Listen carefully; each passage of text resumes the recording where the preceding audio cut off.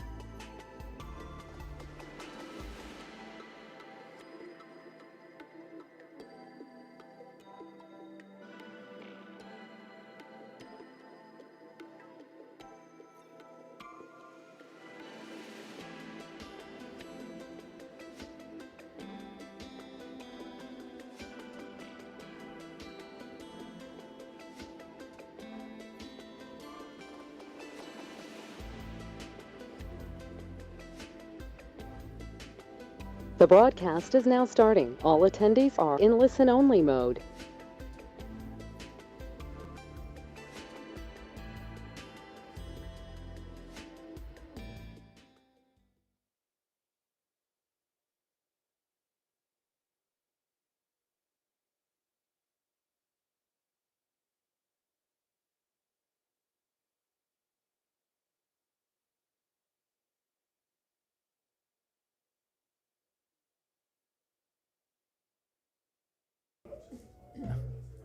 I hear voices. So tonight we have a special agenda. It's really it's one item or one topic. We have a specific laid out agenda, and I'm going to read that for people so that they understand how the night's going to go.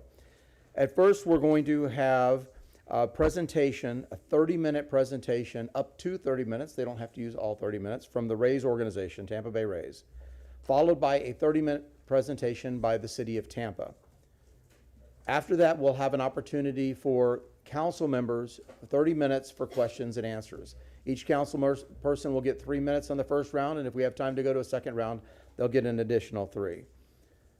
After that, we're going to have stakeholders. There's key stakeholders that we had invited. Those stakeholders are, first up will be a representative from the Citizens Budget and Finance Committee, followed by our CRA representatives, then our Tax Collector's Office, West Shore Alliance, representative from 754 represents our firefighters. And if they are here, I don't know if I saw Brandon, our members of PBA. We have invited Justin Hall, our secretary from the Florida Department of Transportation, and Dr. Johnny Wong, who's our executive director from our transportation planning organization. And I'm not sure if Michael Stevens is here, but if he is, from the airport, we'll close out with him. And that being said, can I get a motion to approve the agenda? Then public comment. Second. Oh, and then we'll have public comment after that. Oh, so reference public comment. I'm going to give the sign-in sheets. What we're going to try to do is I will call you off the sign-in sheets. I'll put like 2 or 3 names out there so that if we end up going to overflow, which I don't think we're at yet, to give them opportunity to come upstairs. We'll call you up one at a time. You'll have 3 minutes. It'll be timed. For those of you that are not familiar with the timing system, you'll see up there it's a green light. That means you're able to talk. Yellow light comes on when you have 30 seconds left. A red light comes on, and I ask you to be quiet and go away. So you get 3 minutes after that point. So that will be public comment after all the presentations are done. So you'll be able to hear everything that we're hearing. And this is the nice thing about having this workshop tonight, is this is the first time we all, including the 7 of us, and the public will have an opportunity to hear from the Tampa Bay Rays organization and the City of Tampa staff that have been working behind the scenes to negotiate this deal. So this is the first time we all get to hear this at one time together. So you're hearing it the same time we're hearing it. So that being said, I say can I get a motion to approve the agenda? So moved. Motion from Councilman Miranda, second from Councilman Maniscalco. All those in favor say aye. Aye. Aye. Opposed? Ayes have it. Let's kick it off with the Tampa Bay Rays. Always start with your name first, please. Good evening, my name is Ken Babby, Chief Executive Officer of your hometown Tampa Bay Rays. Council Chair, council members, it's an incredible honor to be here tonight. We appreciate you making time for this special city workshop. We appreciate everybody that's taken time to join us tonight. It is an extraordinary moment for the Tampa Bay Rays, not just on the field as the team is off to one of its best starts in franchise history on the field at Tropicana Field, but an extraordinary moment for our franchise as we embark on this wonderful journey here in the city of Tampa and Hillsborough County.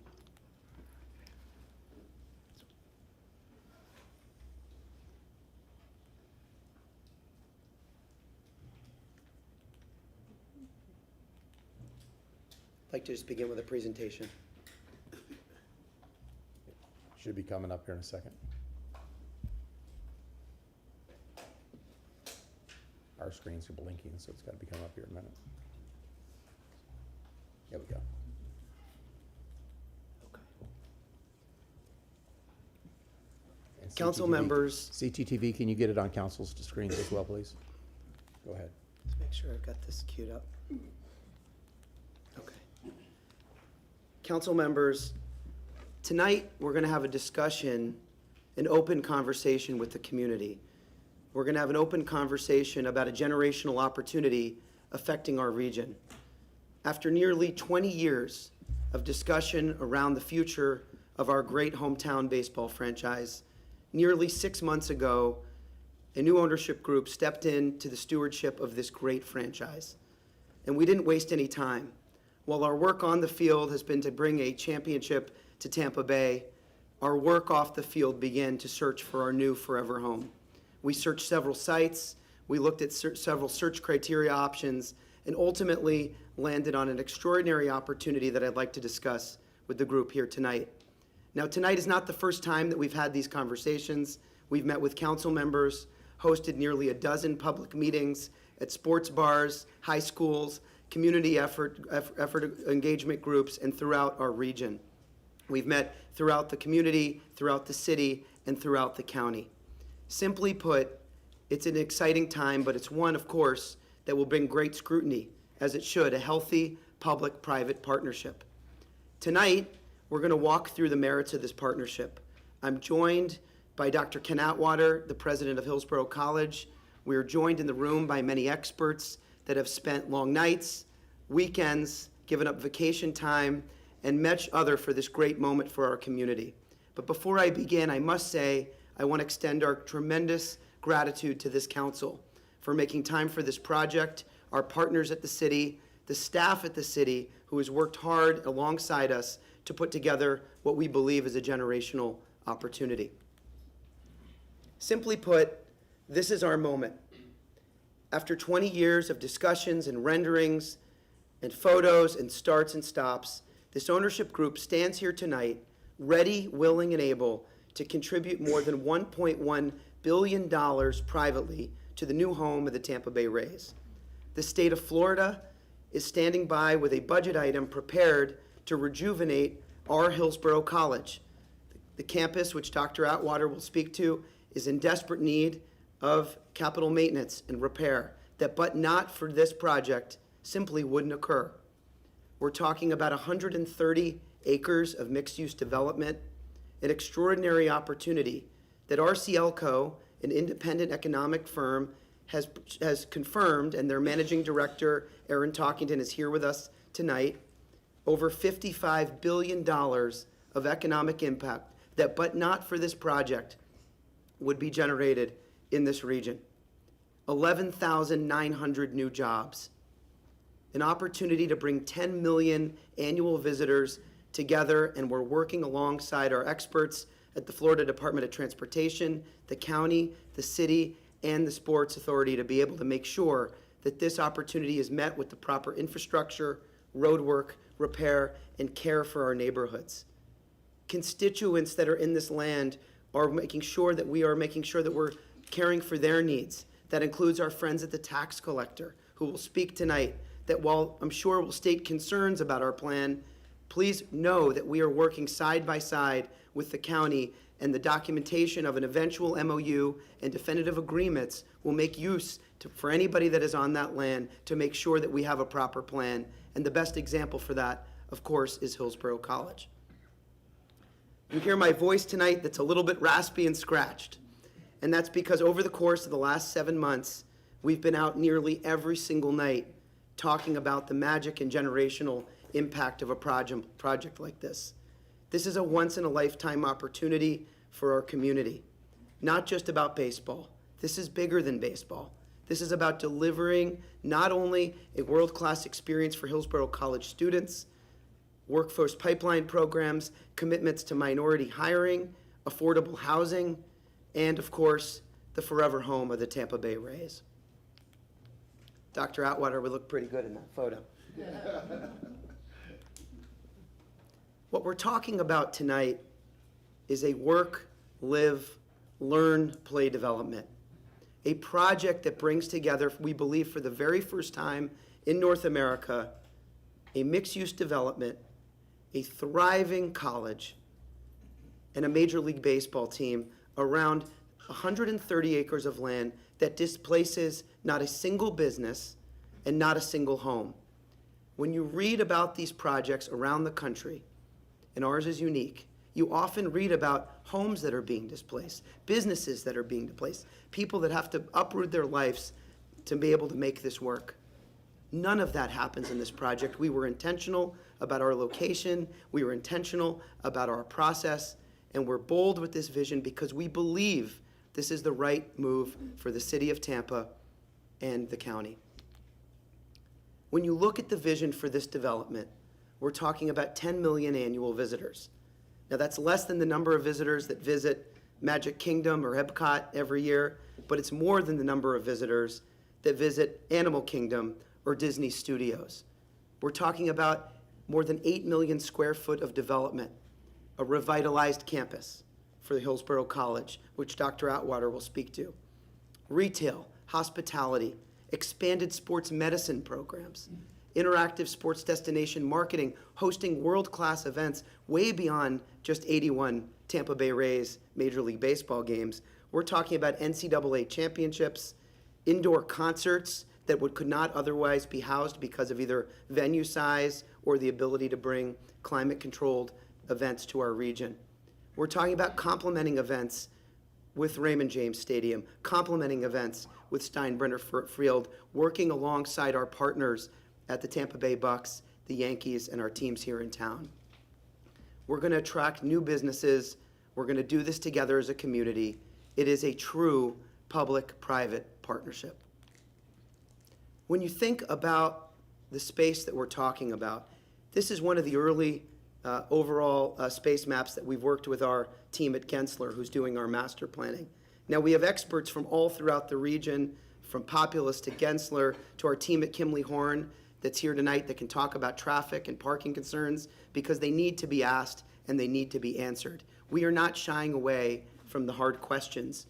We're here tonight because we want to have a transparent conversation, not just with our elected officials, but with the entire community. As I've said, this is bigger than baseball, and as the folks and Rays fans behind us look terrific, we're having a conversation tonight about something that's much bigger than the Tampa Bay Rays. We're talking about making an investment in our city, an investment in our county, an investment in our community. We all want to be on the right side of history in making an investment that we hope, not just 30 years from now, but 50 to 100 years from now, we look back and say that we reached a great partnership with the Rays. There was a lot of give and take. There were concessions made, and we landed on something that works for the good of the community that we're proud of, that all of us are proud of.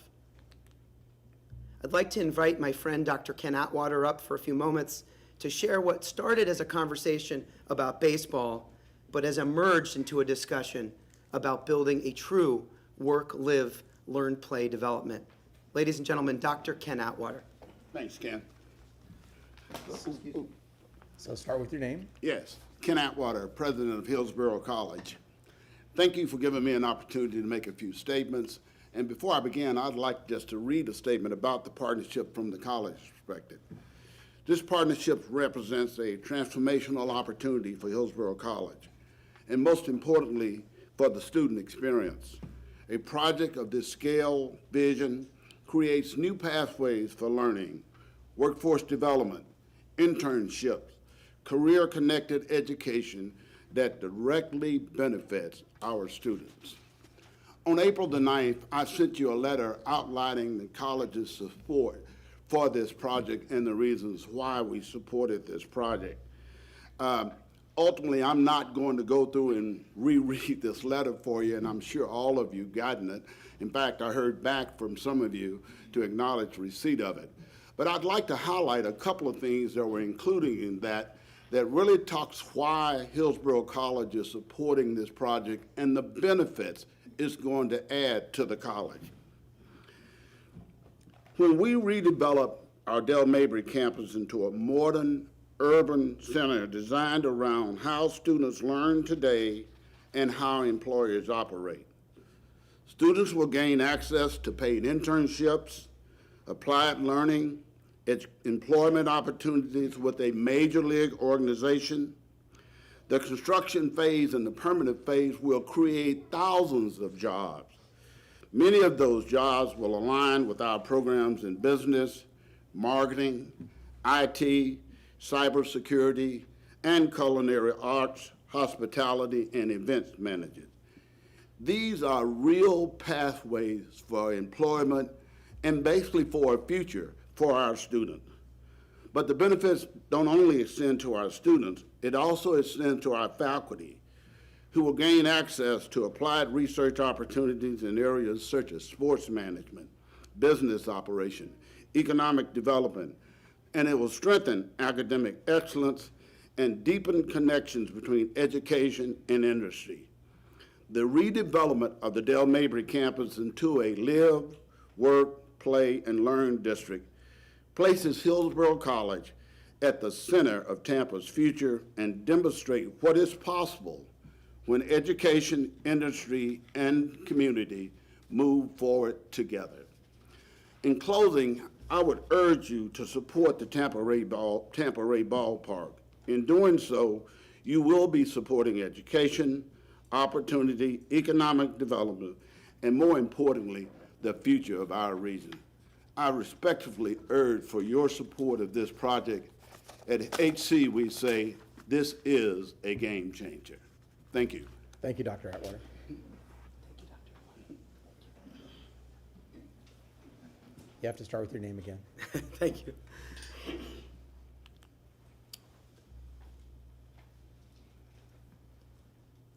Dr. Atwater highlighted many of the benefits. Perhaps what I think we're proudest of is that we embarked on buying a baseball team, and we ended up getting the opportunity to work alongside a college to do something far bigger than talk about baseball. We got to talk about the opportunity tonight to change a city, to make an investment in ourselves, to do something otherwise not possible. The state stands by us. The governor has been here to state his support. The commissioner of baseball has been here to state his support. Truly, everyone is rooting for us. It's up to us, the Rays, the city, and the county, to reach a fair public-private partnership. And that process needs to be a responsible one. What I'd like to do tonight in the remaining time is talk a little bit about our vision for the ballpark and how we're thinking about the road ahead. The ballpark and our site was very intentionally thought of, not just because of Hillsborough College, but because of the area's ability to already handle large crowds. We know, of course, that Buccaneers games are held at Raymond James Stadium.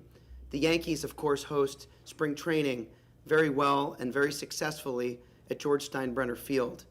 Imagine a mixed-use development that's built out with more expanded traffic, better parking, more expanded resources from the state, from the Rays, from our development partners, to be able to make that experience not just for the Rays better, but for all of our teams. We think truly rising tides lift all ships. The ballpark itself will be truly Tampa's ballpark. When you're in other cities and you sit out at the ballpark at night on a Friday or Saturday night with your family, enjoying America's pastime, you know the city you're in. When you're in Boston at Fenway Park, you gaze out at the Green Monster and you know you're in Boston. When you're at PNC Park in Pittsburgh and you see all that steel and the bridge with the city's backdrop, you know you're in Pittsburgh, Pennsylvania. Here in Tampa, our ballpark will be the same. We have an opportunity to create something really bold for our community. I had the opportunity as a child growing up with my father working for the Baltimore Orioles that played at Old Memorial Stadium in Baltimore. He was the general counsel of the team and was a part of the team that had a chance to build Oriole Park at Camden Yards, a ballpark that changed baseball forever. In fact, all of the ballparks that came after Baltimore and Camden Yards looked back at the design and the way that that brick in the warehouse spoke to the city. Amazingly, the ballparks that were built just before Oriole Park at Camden Yards in Baltimore, Tropicana Field in St. Petersburg. We have the opportunity to do something bold, something special. Imagine a fixed roof where you stare out on a summer night and see the stars in the sky with a degree of transparency in the roof. Imagine planes flying to one of the best airports we think in the world. We think it's the best airport for sure. I think I see some council members nodding their heads, agreeing with me. 30,000 seat ballpark, 30,000 seats, fixed seats, but more different neighborhoods, social experiences, an opportunity to really experience different neighborhoods of Tampa within the ballpark, local foods, great experiences for families, night after night after night. No sport like baseball gets the opportunity with more than 81 games a year to bring community together and generate economic impact. We will do that with games, youth events, festivals, communities, concerts. As we've said, this is so much more than Major League Baseball in our city. What I'd like to do tonight, particularly in this room and with this body, is share a little bit about how we're thinking about our community benefits agreement. We've watched these, studied them, researched them, retained experts on our team to understand how the city of Tampa has thought about community benefits agreements in the past. I can proudly say, standing here tonight, that the Tampa Bay Rays are prepared to make the largest community benefits agreement in the city of Tampa's history. And as we build our public-private partnership together with the city and the county and the state and here with the Rays, there are a few of the pillars that I wanted to take some time tonight to talk about that we want to be held responsible and accountable for. At our public meetings, I've called this the Community Benefits Agreement Report Card. Hold us accountable for doing the things we say we're going to do. We want to be great stewards in this community. We want to be more than just a baseball team. We want to be great community partners in the way that we give back and engage in the community. Here are just a few examples of the way that we're thinking about the pillars of that community benefits agreement. Of course, a reimagined Hillsborough College. Real jobs with a pipeline of students that get an opportunity as they step off and shake Dr. Atwater's hand with a brand new crisp diploma that have built-in job opportunities with culinary, hospitality, sports medicine programs, not just with the Tampa Bay Rays, but with retail, with mixed-use development, and throughout our community. We're talking about affordable housing. We're talking about expanding streets and creating and investing in parks like Al Lopez adjacent to the development, otherwise but not possible if it wasn't for a project like this. Tonight you'll hear about the Drew Park CRA, which everyone in this room knows well. The Drew Park CRA, unfortunately, is one of the lowest performing CRAs in our city. With this project, the Drew Park CRA will become one of the largest, we think the second largest CRA, performing CRA in our city. But not for this investment that we're making ourselves, the Rays, the city, and the county. This would not be possible.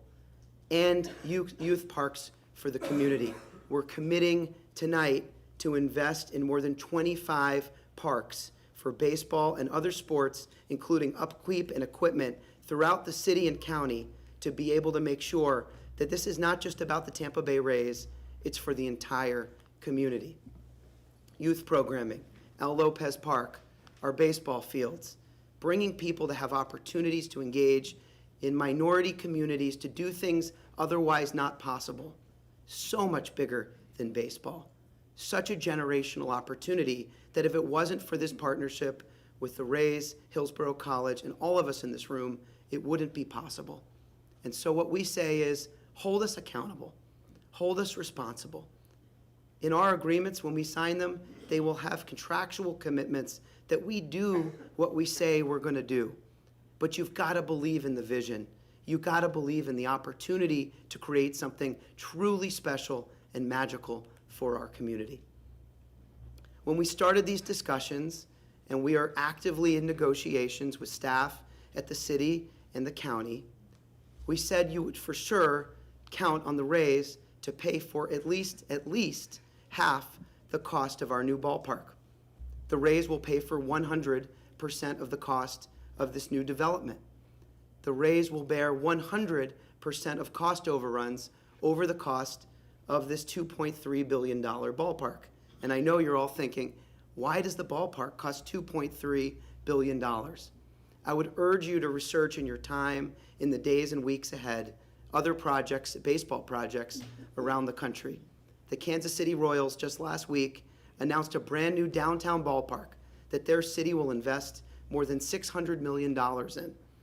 and that ballpark will cost $1.9 billion with absolutely no roof at all. Here in Tampa, we don't embark and engage in an outdoor ballpark. We think that's not feasible. We looked at a retractable roof and decided that that was not cost responsible, and we've settled on a project that we're all working to make as cost affordable as possible, and our work continues on that, working alongside our construction partners. We aspire to build a fair public-private partnership, where the team will bear more than half the cost of the building, take on all operational expense of the building, and all overruns. This is the largest private investment by a sports team in the state's history, and one of the largest nationally in the history of Major League Baseball. A generational moment, a generational investment with world-class returns. Let's talk for a moment about some of the results. We talk about the importance of this but-for partnership. We went to an outside firm, RCLCO, at the request of our elected officials. Erin Talkington, the managing director of RCLCO, is here tonight, and her firm's results confirm a sound methodology that over $55 billion of economic impact would be achieved as a function of this investment. And I'd ask tonight, as you hear comments from the staff and experts and constituents and stakeholders and opponents, that you think of this as an investment, $55 billion. And as you'll hear tonight, when the county went and the city to go verify the validity of that $55 billion, as reported at a recent Hillsborough County public workshop, it was found to be over $70 billion, 11,900 jobs, and generational impact from our community, otherwise not possible. And on top of all that, a brand new Hillsborough College campus. Simply put, this is our moment. And tonight, as you hear conversations from staff, stakeholders, Rays fans, Hillsborough College students, folks that are for or against it, we think this is a healthy conversation. We embrace and engage in this discussion.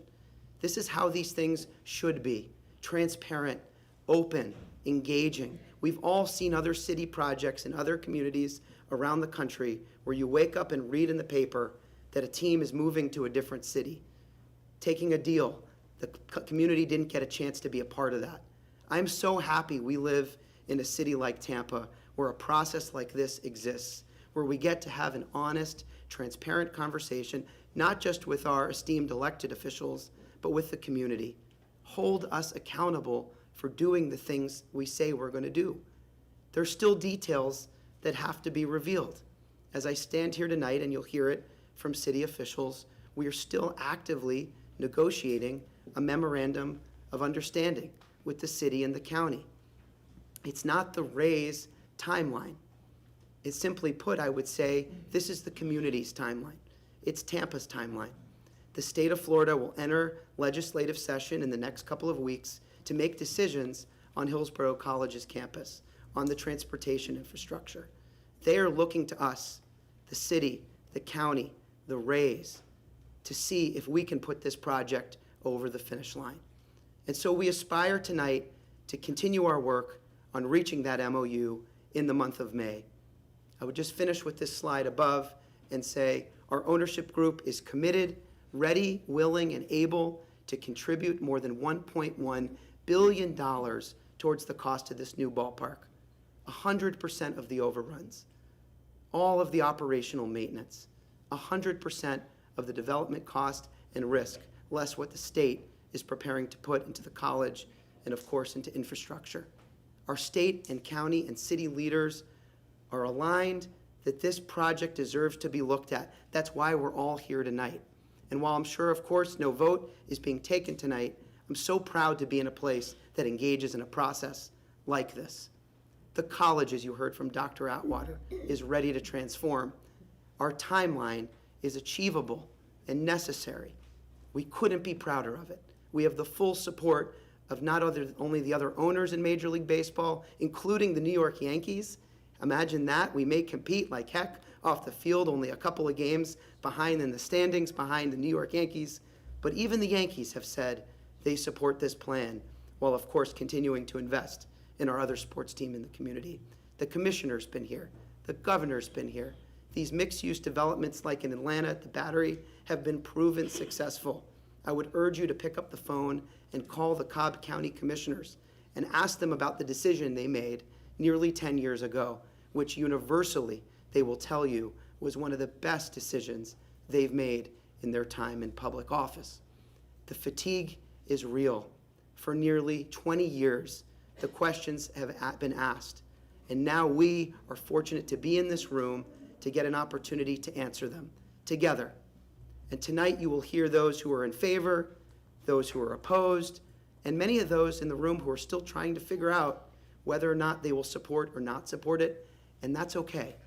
What I would urge you to do is to listen, to get a chance to support this generational moment for our community. We're honored to be here. We're honored to act, and it is the community's team, and we couldn't be prouder stewards of your Tampa Bay Rays. Thank you very much. Thank you. No. Hey, guys. I know a lot of people are not familiar with council chambers and council rules. We give people at the podium an opportunity to speak, but we don't do audience participation. It's not church. We don't shout back, and we don't clap. We don't snap fingers. We don't. So no. Everybody just sits silently and listen. We listen to everybody, whether we like what they say or don't like what they say. Okay. Now I'm going to recognize the city of Tampa. John and Dennis.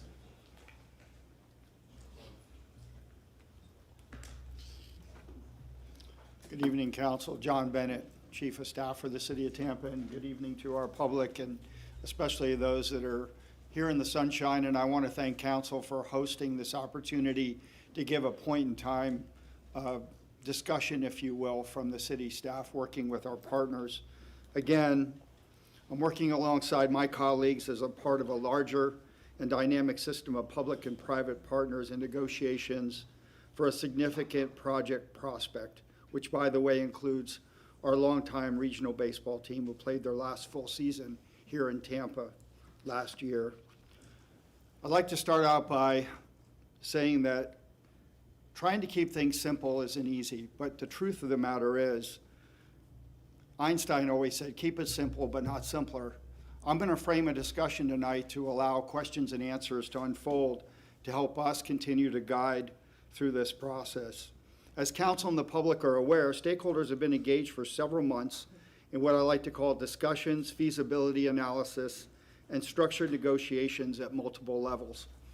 I want to throw out a metaphor for you because what I explained to our friends as we developed this over the last couple months, we started out with guardrails. The guardrail on the right is what I call the do no harm guardrail to the city's level of service and future state of public safety, public service.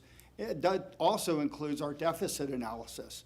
I've been working hard with all of our departments to figure out what the future of some of our funding opportunities, resources look like, and you'll hear some of that tonight. The other guardrail is what I like to call a good neighbor guardrail, because I have worked alongside our Buccaneers and Raymond James Stadium, our Lightning and Benchmark Arena, and our Yankees over at Legends Steinbrenner Field. And we know that we have responsibilities to those venues. And in the middle of those guardrails is what I just highlighted. It's 3 lanes of discussion. The first one is just that. It's a discussion to understand what the framework of what we just heard from the Rays as the future opportunities exist. The center lane is what I call the feasibility work, and you're going to hear some of that later on this evening as well. And then in the fast lane is where the negotiations are happening. Every facet of what we say tonight may end up in one of those 3 lanes because, as it's been already said, we're not bringing a proposal forward for council to vote on this evening. Importantly, these principles are applied in the context of existing commitments the city has already made to public safety and infrastructure.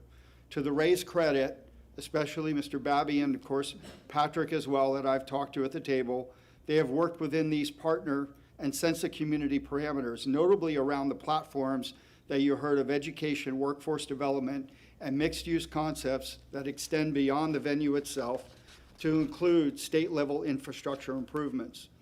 Tonight, we're going to continue to provide this point-in-time status update, a situation report on where we are in discussions, this feasibility and scaled negotiations in this public-private partnership framework. We'll outline the current effort, categories, and then take questions, recognizing this remains active and an evolving process. All collaborative backup materials shared to date have been provided to council and uploaded into our on-base agenda management system for public transparency. That said, I want to point out there's a lot of work ahead and more transparency to share. I want to be clear on the record again, the city has not presented any formal agenda item to council or the CRA board for a vote, whether binding or non-binding at this time. The work underway generally falls into three broad categories of effort. As you heard Mr. Babby mention, there's effort around an MOU framework, which then could lead to a full agreement. There's financial structuring, including securitization concepts, and then lastly, land use and zoning considerations. I'm joined tonight by our CFO, our Chief Financial Officer, Dennis Rogero, our City Attorney, Scott Steady, and we've ensured our legal team that CRA counsel, and also tonight is our CRA Director, have been briefed on our current status to date. As we move into the broad discussion categories, our goal is to clearly lay out where things stand today and allow council and the public to offer feedback in this iterative process. Before I fully begin, you'll hear several acronyms tonight. You've already heard public-private partnership, which we may phrase as P3. You may hear the CRA, the Community Redevelopment Agency or area, the TDT, the Tourism Development Tax, the CIT, the Community Investment Tax, the MOU, a Memorandum of Understanding, the BOCC, the Board of County Commissioners, TSA, the Tampa Sports Authority, HC, Hillsborough College, FAA, you may hear FDOT, Florida Department of Transportation, and possibly others that we will do best to translate as those things are needed. With that, I will bring up the 5-point discussion slide. If you bring up the presentation, please.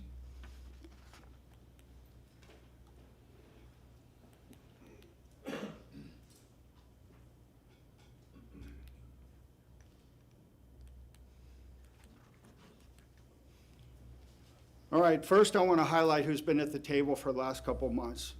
Of course, the Rays have been there, the county administration has been there, the Tampa Sports Authority's been there, and of course, the colleagues I just mentioned.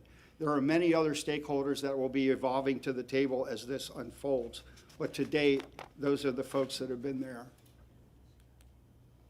I want to discuss some of the resources and approvals from what I call the 4B, 4 as in Baker framework. Buckets, backstops, boards, and benefits. The buckets you're gonna hear about tonight, and what we call the color of money is how money can be used in a project like this. The CIT, the Community Investment Tax, as approved by council via the interlocal agreement in June of 2024 and voted on November of the same year, estimated at $783 million. The Tourism Development Tax that the county is controlled, and I want to point out that the Tampa Convention Center is dependent on that, as well as Visit Tampa Bay. Those dependencies, as well as the CRA, the Community Redevelopment Agency, an area known as Drew Park, which is CRA board controlled, and then there's other bucket opportunities that are based on things that we have yet to develop. We also talk about the second B, which is the backstops. The backstops align with the do no harm to our current level of service and our future capital improvement needs for the city. The boards, city council, as obviously the legislative branch of our local government, and the CRA board, which we will get into a little bit later. And then lastly, the benefits. You heard the Rays talk about the economic development, the venue itself, and the things that we already discussed. And I can tell you, I've never, for the 3 times I've been at the table with the Rays over this administration, I've never heard a better sense of community of trying to serve our public in this model. Now I want to get into the major deal components. First, as I mentioned earlier, we are working on a non-binding memorandum of understanding, and of course, Mr. Steady is here to give you updates on that should you have questions. We are working on our funding mix. Private-public partnership is shared with the 4 buckets, as I mentioned earlier, and how that can be backstop for security for all parties involved. And lastly is the land use and development and the comp plan as it relates to our West Shore overlay. I want to deepen these discussions now a little bit. The CIT, the Community Investment Tax, commences December 1, 2026. As council understands, we are on the tail of the one that we've had for the last 30 years. The interlocal agreement, again, was approved by council in June of 2024, and the subcategorizations for the city have to include viability, allowability, and defensibility to make sure that what I talked about earlier, our public safety, our public works, our parks and rec infrastructure, as well as our other venues that have been put into that deal are cared for. The tourist development tax, again, is controlled by the county, noteworthy for the Tampa Convention Center and its debt issuance, another area of future debt discussion. The community redevelopment area, of course, managed by the city's Community Redevelopment Agency and the board. The Drew Park feasibility controlled by the board, and here tonight again is Director Cedric McCrae to make those comments. And then the last bucket is to be determined. There are all sorts of things that we're discussing with the Raise organization in the county to augment some of the public-private partnership as it relates to the funding. I wanted to keep this brief on purpose so we could lead to questions and answers with council at this time. So that concludes the city's presentation? Yes, it does. Okay, very good. So per our agenda, we now have 30 minutes of questions and answers from councils, 3 minutes each. Who wants to kick us off? This will be questions and answers from either the Raise organization or any of city staff. Who wants to start? Councilwoman Hurtak. Well, nobody else wants to. You know, I got a million questions. So my first question is for Mr. O'Hara.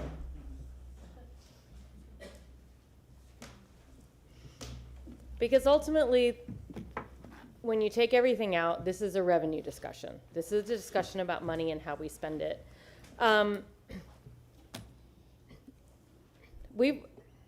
watched the county workshops, and I heard them talk about the fact that right now, with the CIT where we are, the state legislature recently passed a law that eliminated sales tax on commercial leases. And that's caused a reduction in the CIT. Can you talk to me about the percentage that the CIT has gone down already since that has happened? Good evening, Council. Dennis Rogero, Chief Financial Officer. I can't give you a specific percentage, but what I can do is put it in context. And some of you may already know this, but I do think it's worth reiterating. Again, when we campaigned for the renewal of the community investment tax, we being the city and the county, thought we embarked on a pretty conservative forward-looking scenario, 3% growth over the next 15 years annually on average. We're coming off, as the chief mentioned, we're coming off about a 30-year community investment tax already, where we enjoyed over time over 4% annual average increase. So we've had a very good run. It's been ups and downs on an annual basis, but we've had a good run over the last 30 years. So as we charted the course for the next 15 years, we as I said, we presumed about a 3% increase. Now, we still think that's a valid and conservative projection, but to your point, it has had an adverse impact on what we anticipate collecting, well, in perpetuity, if that business tax exclusion remains. Millions of dollars a year. And to go along with that, we still don't know, the state legislature is talking about doing away with property taxes, and right now we don't have an answer to that, do we? We do not, ma'am. In fact, I think by the time or the time frame where we can receive an answer has been extended.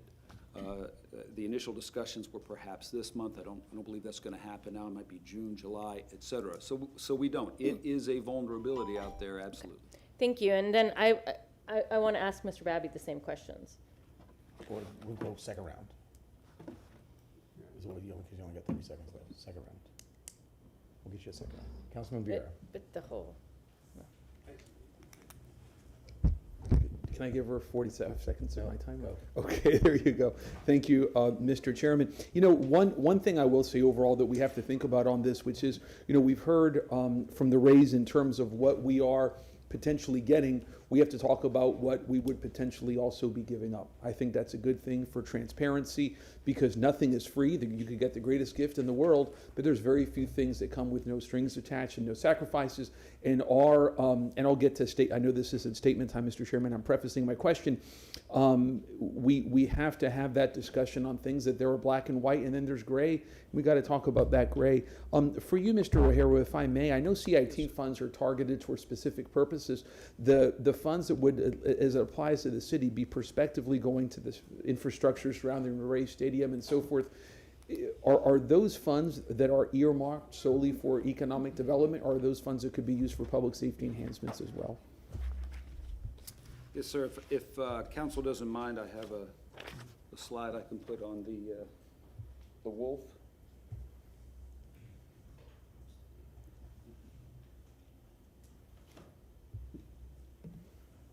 And there you are. Can you see it okay? Yes.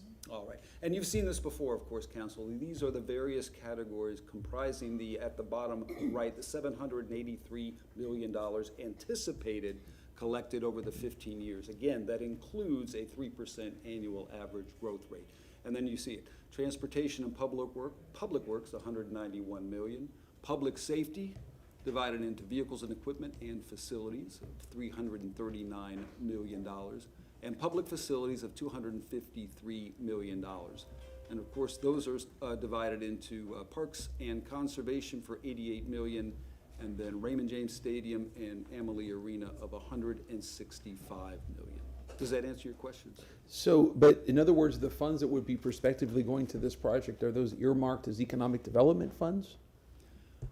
I guess I don't understand the context. In other of words, are economic these development CIT funds that are prospectively going to the Rays surrounding infrastructure funds that could be used for things like public safety enhancement? Are they geared towards a specific purpose like economic development? Oh, I see. My understanding, and again, I'll defer to the city attorney, my understanding is what we've identified here is the course that we have to keep with over the next 15 years. Okay. And I guess we may need a bigger boat for question times, but yeah, I mean, I don't want to get into my last question. I do have other questions, but I guess I'll go for part two. Councilman Maniscalco. Now, in regards to the CIT, from what I've read, they want the money up front and bonding of the CIT. Can you explain that? Yes, sir. The course we charted at the beginning was, of course, a 15-year time frame for collections. As the chief said, we haven't even started collecting on this particular tax yet. It occurs at the end of this year. And then you saw on the handout or the slide I just provided about $783 million. Well, it's going to take us 15 years to get that, isn't it? In discussions with the Rays, and you correct me if I'm wrong, of course, sir, is they can't wait over a 15-year time period to get that funding. So we'll need an infusion of significant funding on the front end as opposed to waiting over a 15-year period of time. And that can be accomplished by bonding this revenue source. Okay, that answers my question. My second question would be, with bonding comes interest. Who pays the interest? Yes, sir. That is still a subject of negotiation. Okay. And that's it for now. Thank you. Yes, sir. Councilman Carlson. Mr. Babby, could I bring you up? I want to start by thanking the county commission, the county administrator, several of the county commissioners. I've spoken to Ken Hagan and Josh Wastall, so they both have totally different perspectives on it. But I especially want to thank Mr. Babby and Patrick and others for being so accessible through this process. You all have always been available, answered all of our questions, and done a great job. And we appreciate it. And also HCC. Wanted to ask you the question. So one of the main pieces of feedback we're hearing from the public is that we need to make sure we negotiate the best deal. But City Council has not been involved in negotiation at all, so we don't have any idea where it started. We don't know what the starting points were. You know, if you're negotiating for something and the person offers $20 and you offer $5, we don't know what was the 20 or the 5. Could you just briefly take the public through what you saw as the negotiation points? What were the points that you all gave in on that the city or county asked for? Yeah, thank you, Councilman. I appreciate it. It's a thoughtful question. I think it really comes back to Mr. Bennett's comments about priorities and pillars. We started the discussion by saying we would take a do no harm approach in all aspects of this, and that relates to safety, transportation, education. You'll hear tonight from the fire department. You'll hear tonight from the police.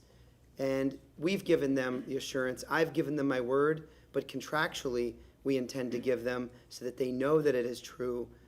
Our commitment that money will not, cannot, and shall not be taken from any public safety program or priority, emergency management, police, or fire for this project. Those needs are greater than what we're talking about here tonight.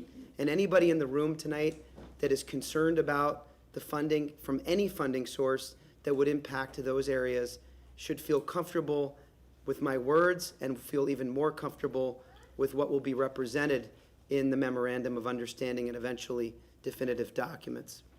True. Mr. Babby, can you state your name again? Yeah. So everybody comes to the podium, the first thing they have to say is their name again. Ken Babby, Chief Executive Officer, Tampa Bay Rays. Just to follow up, and I Yes. only know this from No, we're watching the media, but I think in the beginning you all proposed maybe that the city and county pay half, and now you're saying above a certain amount That's you're correct. going to cover the difference. Isn't that an example of a That's difference? correct. You know, you saw the pie chart graphic that I shared earlier tonight, which is, by the way, on raysbaseball.com. You can see the response. The pie chart continues to grow and grow and grow even more towards the private side. Every time we change it, my wife asks me, does it just keep getting bigger and bigger and bigger? This has to be a fair process. There has been a lot of back and forth. We've given up a lot to make this work. We continue to give up a lot to make this work. And by the time a memorandum of understanding reaches this body for a vote, you can rest assured that I believe your staff will agree. You can barely hear my voice speak. We're exhausted from this process. Thank you very much. Councilwoman Councilwoman Young. Thank you all so much. So my question, so we've been hearing, the 2 billion stadium or ballpark. So my question is the money specifically, is it only for the stadium or is it for the entire, complex and, encompassing the retail space, the housing, the hospitality, the restaurants? Does that cover everything or is it solely for the ballpark? Council Chair, do you need me to introduce myself again? Say your I'm name happy again. to. Yes. Ken Babby, Tampa Bay Rays. Councilwoman, 100% of the public funding that would eventually go to this project would go into the ballpark. No monies, public monies from the city or from the county would go into the development. We're focused specifically from a city perspective on infrastructure. And I want to be very clear about that because we're talking about infrastructure into the ballpark. That's very important because it was a priority from the city at the outset of these discussions and a commitment that we intend to make to the city, that the money from the city that will ultimately go into this project will go into ballpark infrastructure only. Okay. And then my second question is in terms of, and I'm not sure if you all have reached this point yet, in terms of, accessibility, going to the games. Yeah. Have we discussed what those ticket prices will be? Well, I would just share, Councilwoman, that I've spent the last 15 years of my personal life in minor league baseball, in communities, owning teams like Jacksonville, Florida, and Akron, Ohio. I think our work product over those last 15 years speaks for itself in terms of our commitment to affordability. And the best example of that is how we've embarked in this journey here with the Rays over the last 7 months, having the lowest priced and most affordable tickets in all of Major League Baseball. $10 tickets to a Major League Baseball game available every night.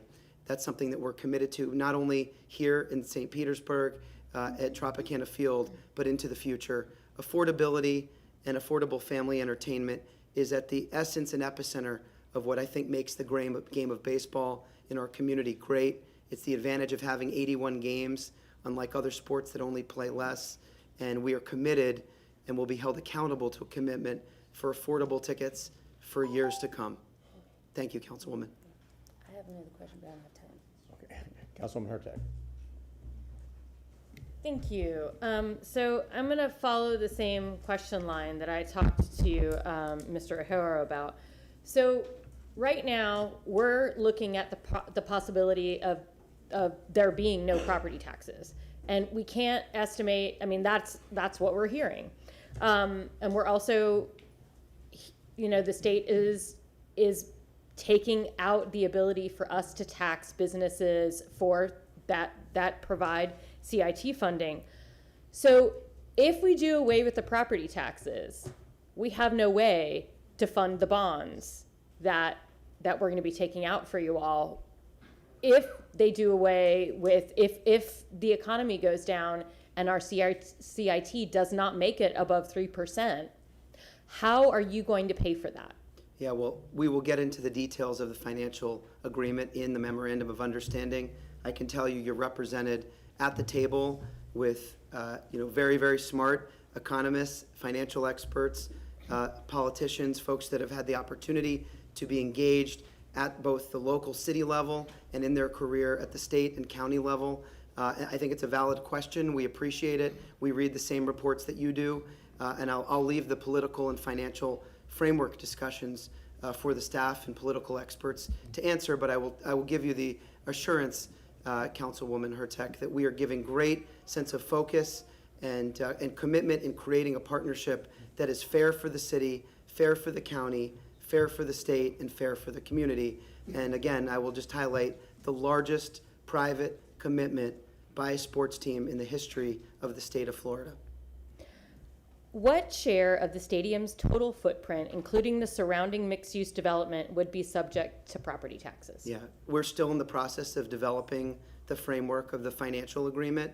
Tonight, we will not be able to get into the details, but rest assured, and I think it's very important as part of this transparent discussion, that once there's an MOU, once there's ultimately definitive documents, those exact conversations and questions should be answered. And so please don't take my lack of response specifically to your question as, a disagreement. It's simply, there's no framework to discuss here tonight yet. We're simply painting the vision for a project that's going to come forth very soon, and we want to have a conversation with the community about it.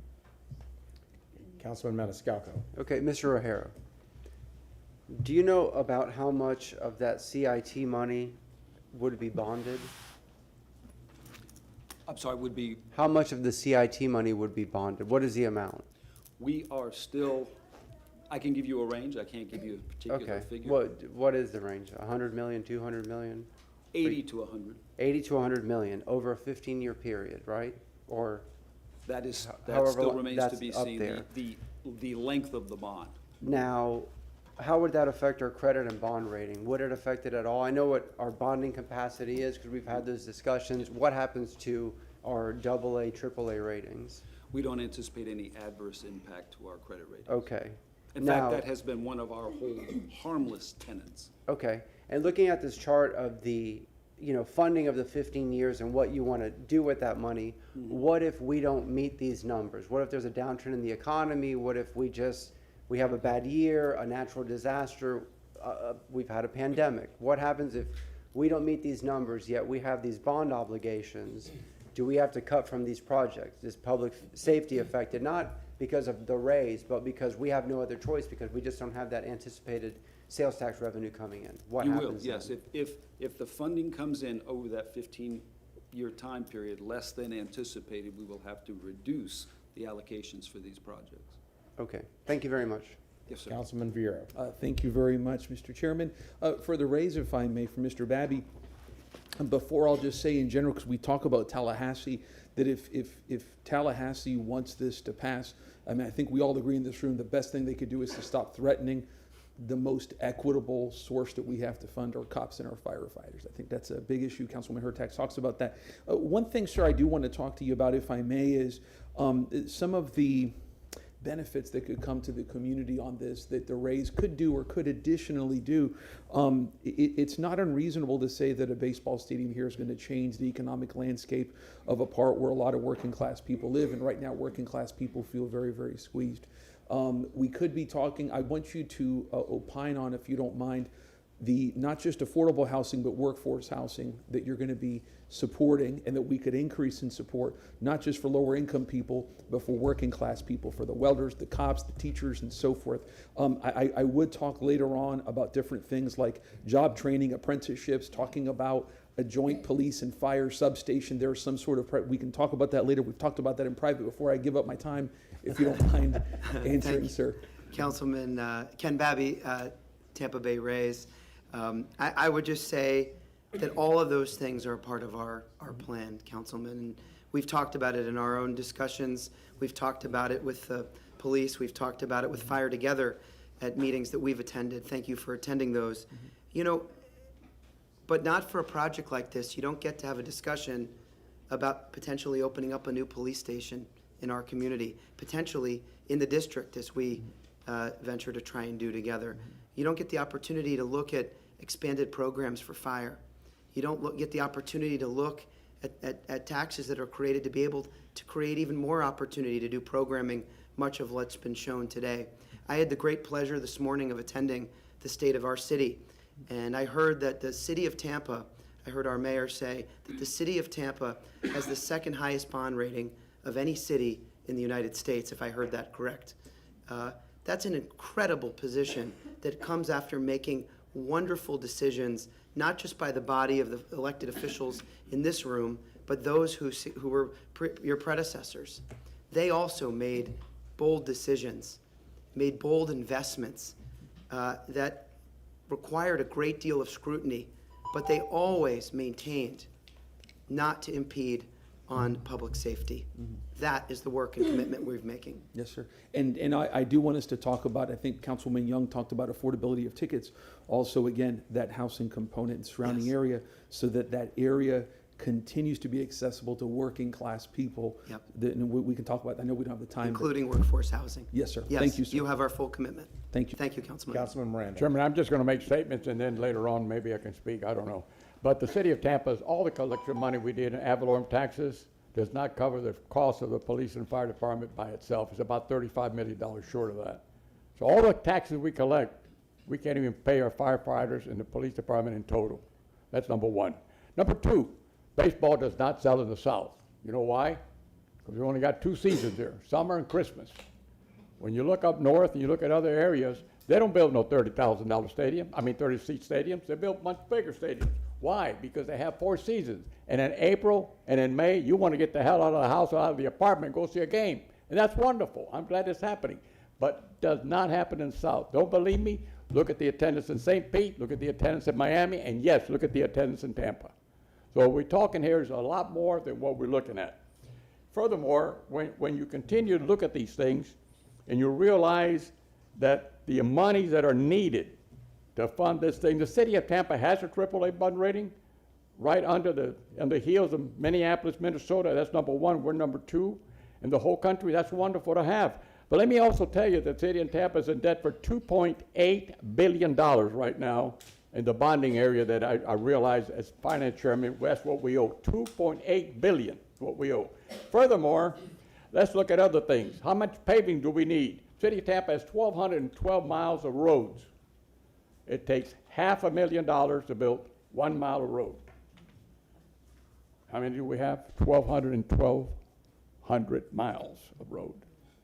How are our roads today? Nowhere near anything but poor. And you're asking me for money? When you buy a team for $1.7 billion, you should have the assets to do other things with it. And I don't know if that's a true figure or not. I haven't seen, you know, when we go to the bank, you got to turn in a financial statement where your money's coming from, what you pay. But when you have a sport team, which is a business, you don't do that. Well, I haven't never seen one. We need the race to really talk about transparency. Let me see all your sales. Let me see what you did last year at the Yankee Stadium. Let me see your sale of $1.7 billion. And why is the person who sells the team becomes a minority owner? That doesn't make sense unless the sale is not $1.7 billion. I'm not saying it is or not.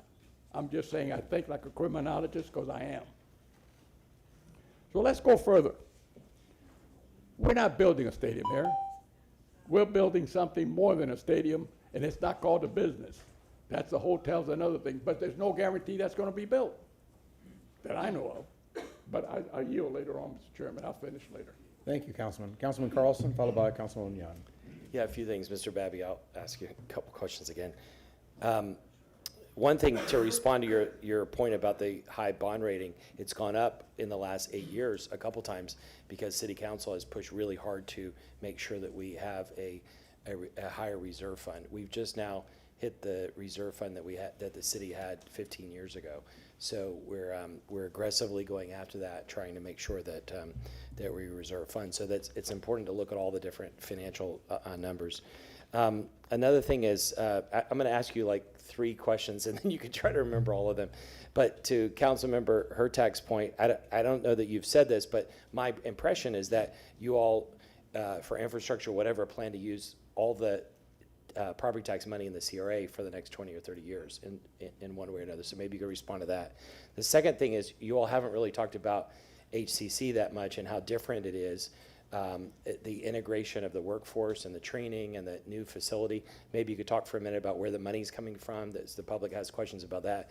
And lastly, to Councilmember Miranda's point, we get hit every day because there's a backlog of roads not being paved, sidewalks not being built, parks not being built. We've got 20-year-old fire trucks. We have fire stations that are falling apart. We could spend $1 billion with the county to fund a real estate project without a ballpark. Can you tell us, I know you're a huge fan of baseball, could you just tell us, what are the reasons, this is the final question, what are the reasons that baseball in particular is such a good investment for the community?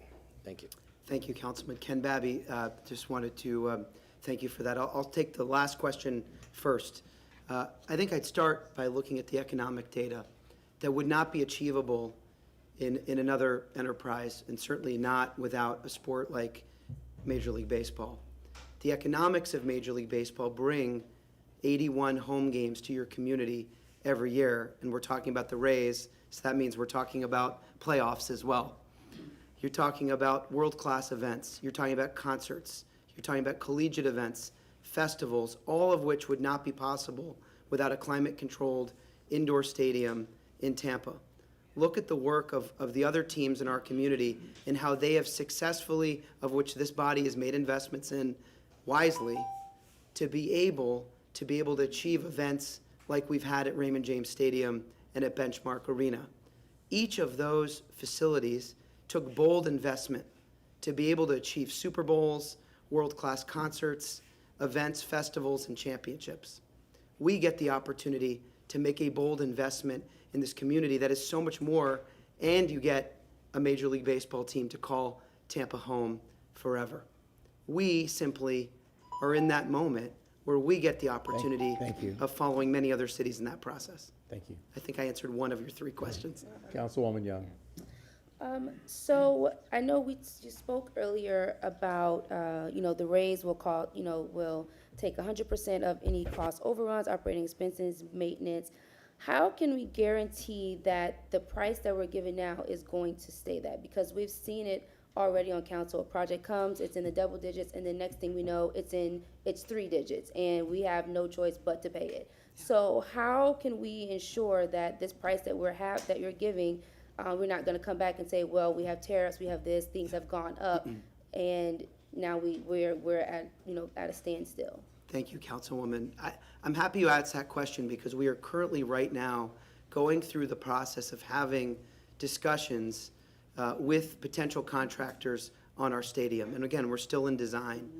We've told the public, and we've said it here tonight, that we believe this will be a $2.3 billion ballpark.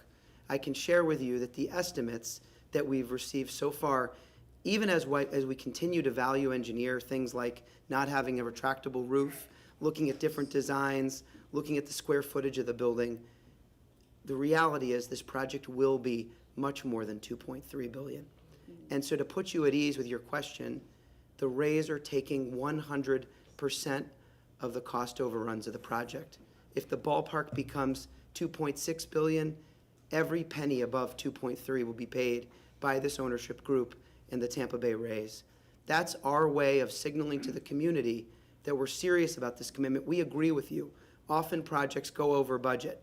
We need to work really hard to continue to value engineer to bring the cost down, not just for the public, but for the private sector as well.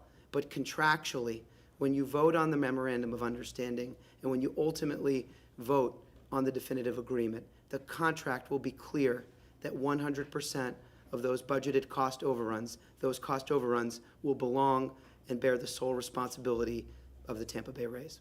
Okay. Thank you, Councilwoman. Okay, we have time for one more question in this round. If I don't hear anybody else, I'll ask. Or you want us to go to Councilman Carlson? Do you want to have him finish answering your questions? Could you, in case you run out of time, could you just talk about the HCC deal? Where's the money coming from? Who's making the investment? How's it being developed?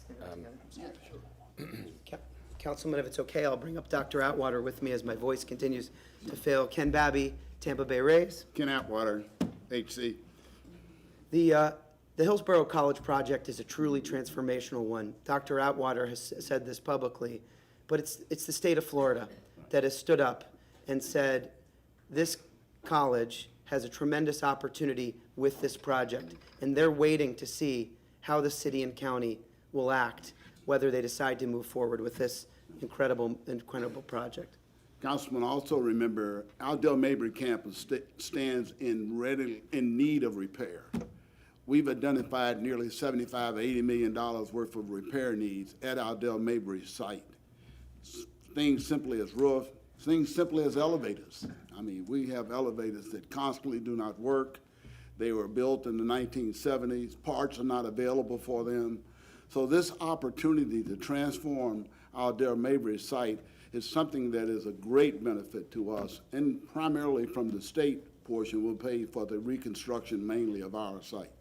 Considering the mix of students you have in Dale Mabry and maybe other campuses, what unique benefits do you think there would be from being connected to, I've been to the Battery in Atlanta, connected to a process like that? One of the things we pride ourselves on, and I'm gonna just highlight 3 programs that I think be a direct benefit to it. First and foremost, our IT area will be greatly benefit through AI and cybersecurity, for example, will be greatly needed. We will have people doing apprenticeships, internships, as they are graduating from those programs right on site. And then jobs may be waiting for them as soon as they do that. The most natural thing will be our hospitality and culinary program, will be a direct fit. I think some years ago, you remember the college tried to develop a hotel on site to support the culinary program and hospitality program. This will be available now through this partnership. There are other things that are there too, as you can imagine. Just think from our student, and I want to talk about the student experience, because once we re-image the Del Mabry site, we will come from a 1974 environment to a 2026 environment, and the learning environment is completely different now. Therefore, we can assure you that we'll have enrollment growth and we'll have improved academic performance. Thank you. And it came to my attention that Councilwoman Young still had some time left, so you had one real quick question? Yeah. Okay. So I know we've all seen there's been a lot of, trying to, take away a lot of our, DEI or women and minority business programs. So how, and I know that we've spoken, you've touched on this during some of the community sessions, but how can we ensure that, those businesses still have an opportunity to participate in this development, and not just as subcontractors, but as the primes, as the contract managers, because we're seeing there are organizations that aren't even donating money to organizations that specifically are for Black and brown students because they don't want to, not receive funding. So how do we know that you all won't fall subject to that, and that we still have our businesses that are able to participate in this? Let me mention first from the college, I would challenge you to look at the college's track record and look and see who we do business with. And we do business with everybody. Especially we focus a lot on local needs, both minority and majority. We will not change that practice. In our agreement that we're working with the Rays, the college will have a plot called Innovation. We will manage that innovation site. We will make sure that it is an environment that is conducive for learning and positive outcome. But the college will manage that, and we will follow our same procurement procedures and our same processes that we've done, which have been very successful in the past. We don't see any deviations from that. Councilwoman, I would just say that we're the Tampa Bay Rays. We're not some of the community's Tampa Bay Rays. We're not a part of the community's Tampa Bay Rays. We are the entire community's Tampa Bay Rays and have an obligation to serve all of the community, not some of it. And this project gives us an opportunity to make whole in that commitment, to look forward to work with businesses of all colors, all types, all walks of life. We want our ticket holders and our fans to be from the entire Tampa Bay region.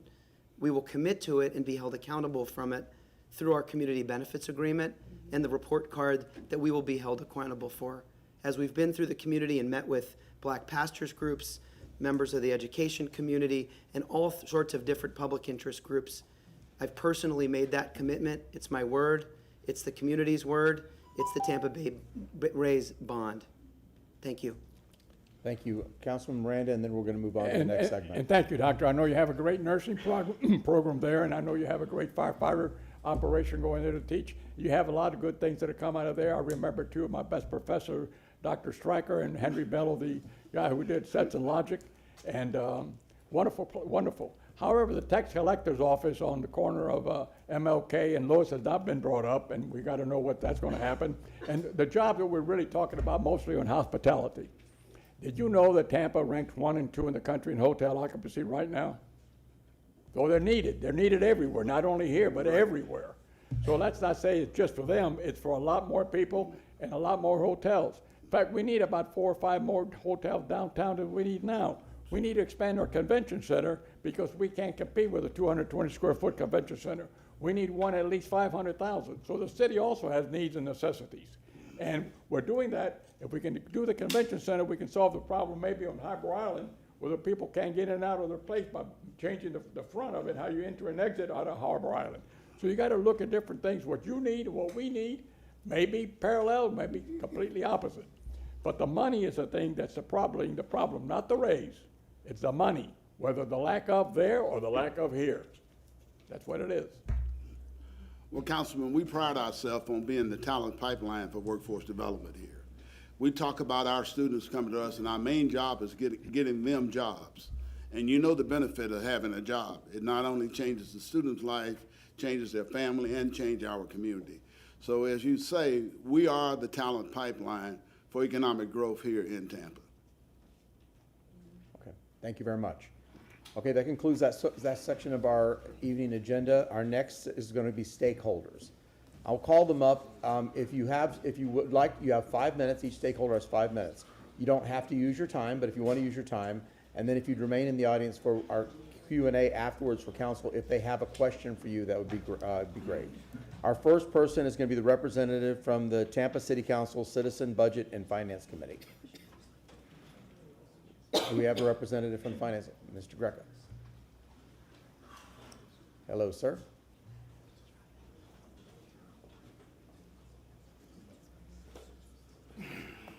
Good evening, Council. Hold on one second for folks that are listening. For those of you that don't know, we have a Citizens Advisory Committee. So it's made up of appointed representatives from Tampa City Council. Each one of us have a representative on that board.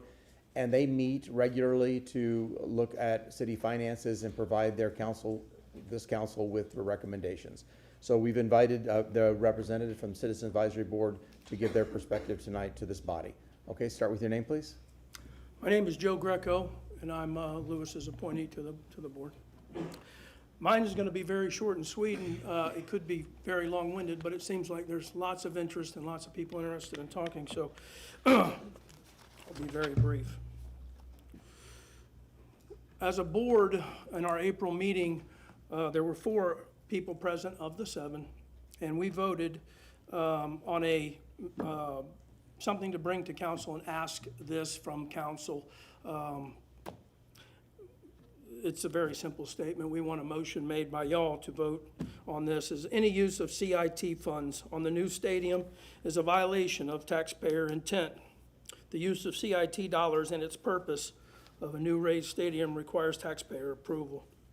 We recommend placing a question on the November 2026 ballot. I believe that's doable. I think we have till August to do that.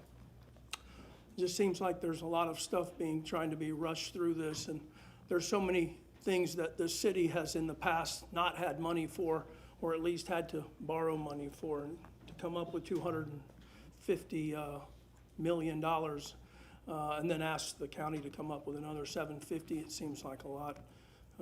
There's lots more uses for that money. I know that in the past we've asked for, and you know, in some cases, we got what we needed, but it's always about money. I think taxpayers should have the right to vote on that and make them feel good about it. Right now, I think a vote short of that would not give the taxpayer a fair voice. Thank you. Thank you very much. The next person on our list is our Cedric McRae from our CRA, Executive Director. Start with your name, please. Good evening, Cedric McRae, Tampa CRA Director.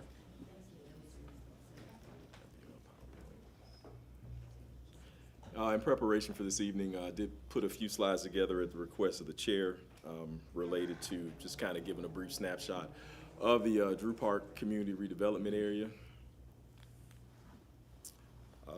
As you're aware that the CRAs across the state of Florida are governed by Chapter 163, Part 3, and you know, the purpose is to reinvest in areas that have been deemed slum blighted conditions following the needs assessment and study that's required by the state of Florida.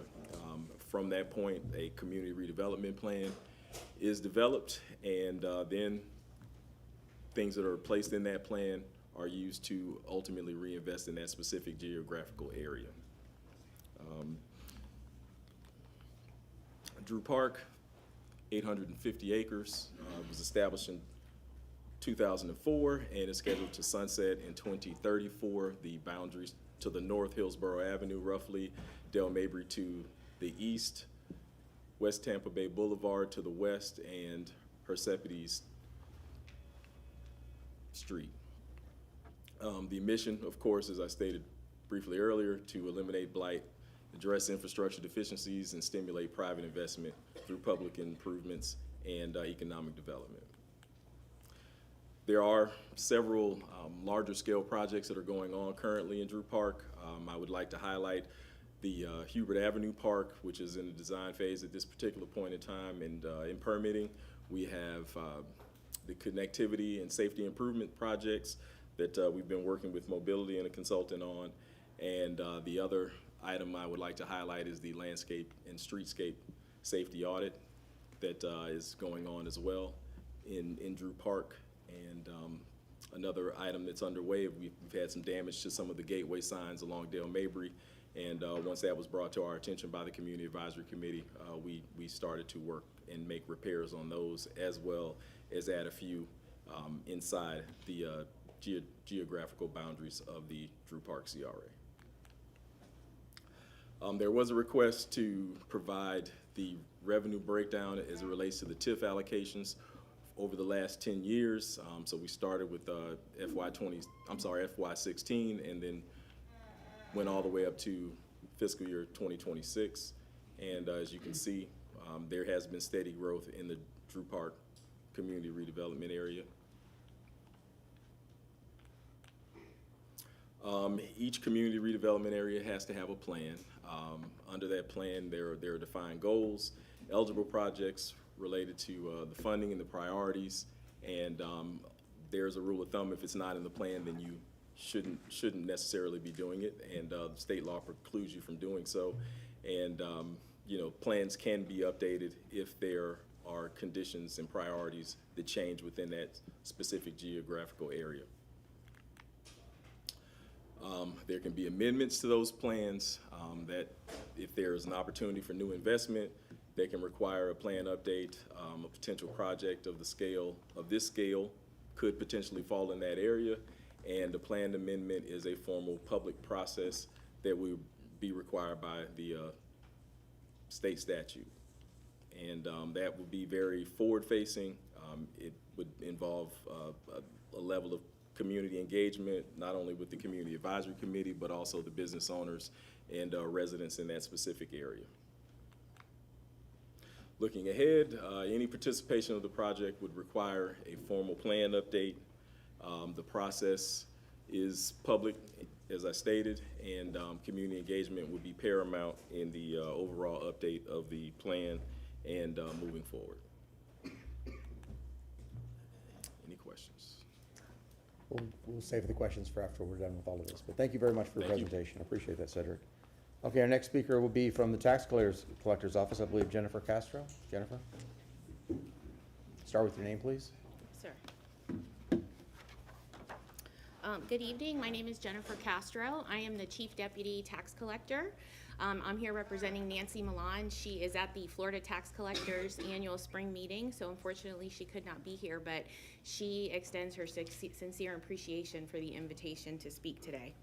As you know, Ms. Milan sent a letter a few weeks ago stating her position on the potential impact of the proposed Rays Stadium development on the Drew Park Tax Collector's Office, located at 4100 West MLK Junior Boulevard.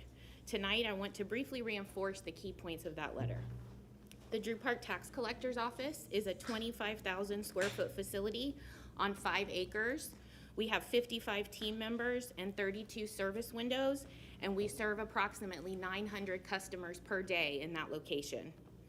1 million people per year walk through the doors of a Hillsborough County Tax Collector's Office, and in fiscal year 2025, 218,000 customers were served in the Drew Park office alone.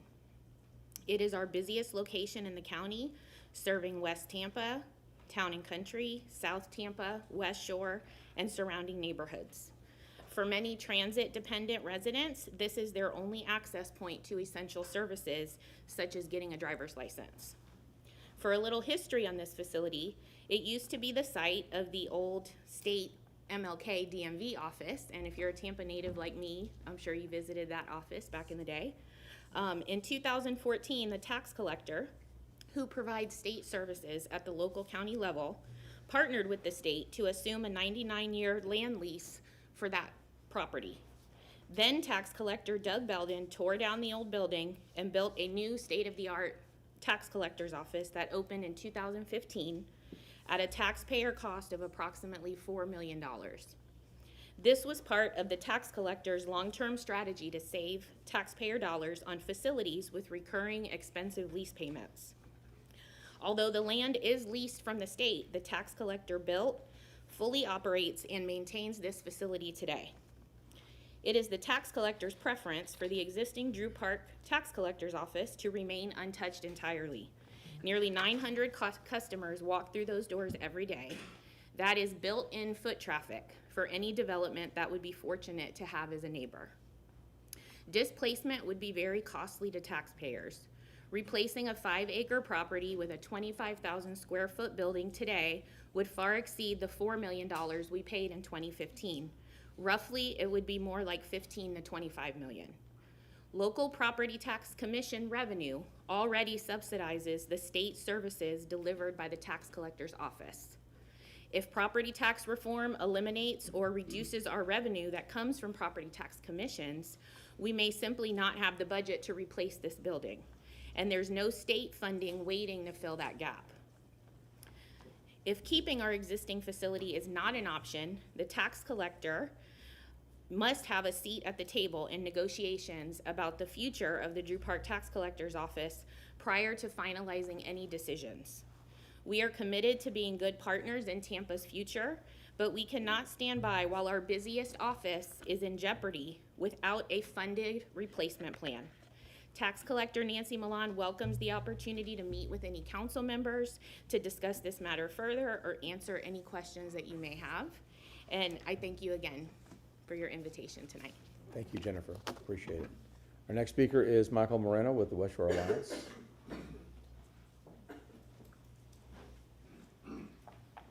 Michael, start with your name. Good afternoon, Michael Marino, Executive Director, West Shore Alliance. Thank you for inviting me and including me in this portion of the program. We provide you with a letter today that outlines our support. So I'll summarize that a little bit and get kind of to the history of it.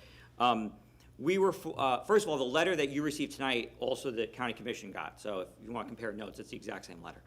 But we were formed in 1983 to develop the plan for West Shore, and Drew Park is part of the West Shore District. One of our former presidents actually helped start the Drew Park CRA. He grew up in that neighborhood. He went to the old Lois Avenue School. So when we looked at this project, we tried to break it down and look at 3 aspects of it, and you kind of use our own data, our own kind of thought process to determine whether or not this is a good project. And so we looked at the economic impact on West Shore, transportation as a component, and the cost of the project. So one of the things we looked at, and this is part of your letter, is over the last few years, West Shore and Drew Park have lagged the rest of the community in terms of commercial property value growth. And we looked at commercial property values because we're a business group. We didn't want to look at residential properties, especially single-family homes. But one of the aspects of that, and Cedric demonstrated in his slide, the CRA doesn't generate a lot of money. Some of the most valuable properties in West Shore, and in Drew Park are actually publicly owned or have been taken up by part of the West Shore interchange. So going forward, there is a need to sort of replenish that tax base of commercial property value growth. And the reason why that is critical for the city of Tampa and Hillsborough County is that the majority of West Shore, the non-Drew Park part of it, West Shore, is not in a CRA. So the revenue generated, the property taxes generated in West Shore goes back to the rest of the county, goes back to the rest of the city of Tampa. It's not captured by a CRA. It's not held in. So if there is a need, if there is desire of this body, and for that matter of the county commission, to make sure that property values continue to grow and West Shore remains a part of the community that donates back to the rest of the community, there needs to be some version of reinvestment in West Shore, whether it's this project or another project. One of the things we looked at was with the Race project. Again, it's 120 acres, and what we've seen is 6 million to 8 million square feet. So when you consider that balance of acreage versus square footage, that's comparable to what's already been approved at West Shore Plaza, which is about half the size, but is about 3 million square feet, and Midtown Tampa, which is about 25 acres and 1.8 million square feet. You've already approved those things, and those things have to meet the West Shore overlay, as Mr. Bennett mentioned. So there's an understanding that this scale does make sense, which then gets us to the transportation part of this. There's a big hole in the middle of West Shore, which is the Doubletree site, which is meant to be a multimodal center. We think the best version of transit in Tampa is an extension of the People Mover from Tampa International Airport down to that Doubletree site. From where it goes next, you have the right-of-way already on 275, but you need to go north at some point.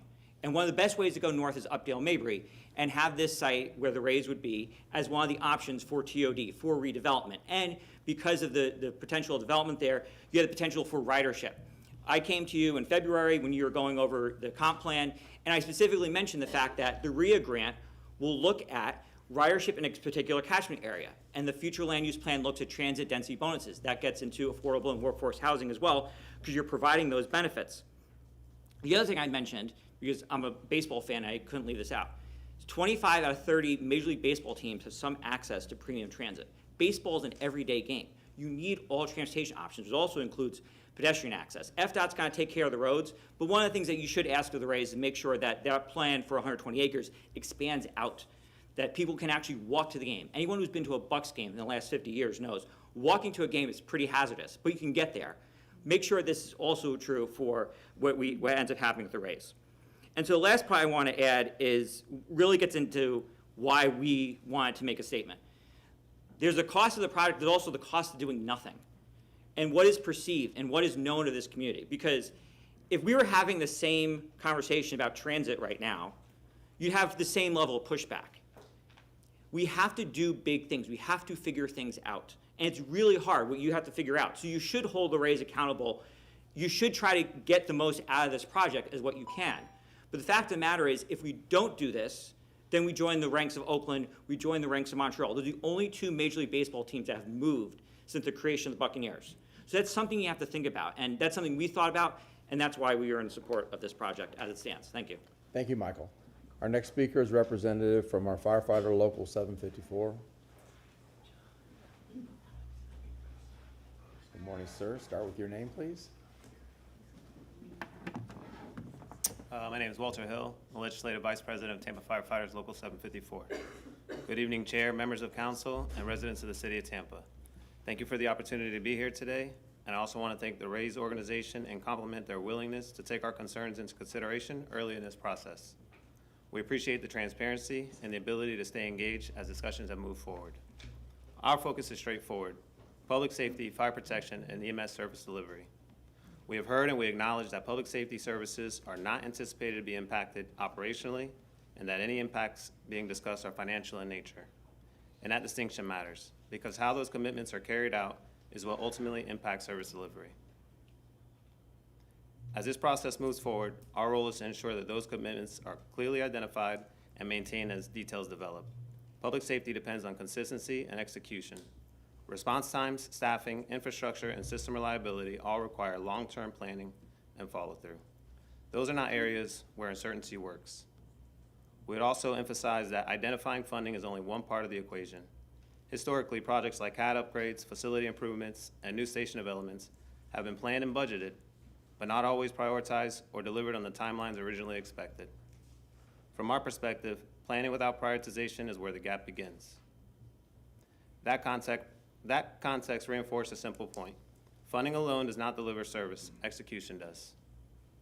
As decisions are made and this project advances, maintaining priority for public safety implementation is just as important as identifying the funding itself. Moving forward, our focus stays simple. The expectation is that public safety commitments are not only preserved in concept, but carried through in practice, clearly defined, measurable, and executed. We appreciate the opportunity to remain engaged, and we look forward to continuing to work with council, staff, and the Rays, and all stakeholders to ensure the expectations stay front and center as this process develops. For us and for the community, expectations aren't measured by what's discussed, they're measured by what actually gets done. Thank you, guys. Thank you, sir.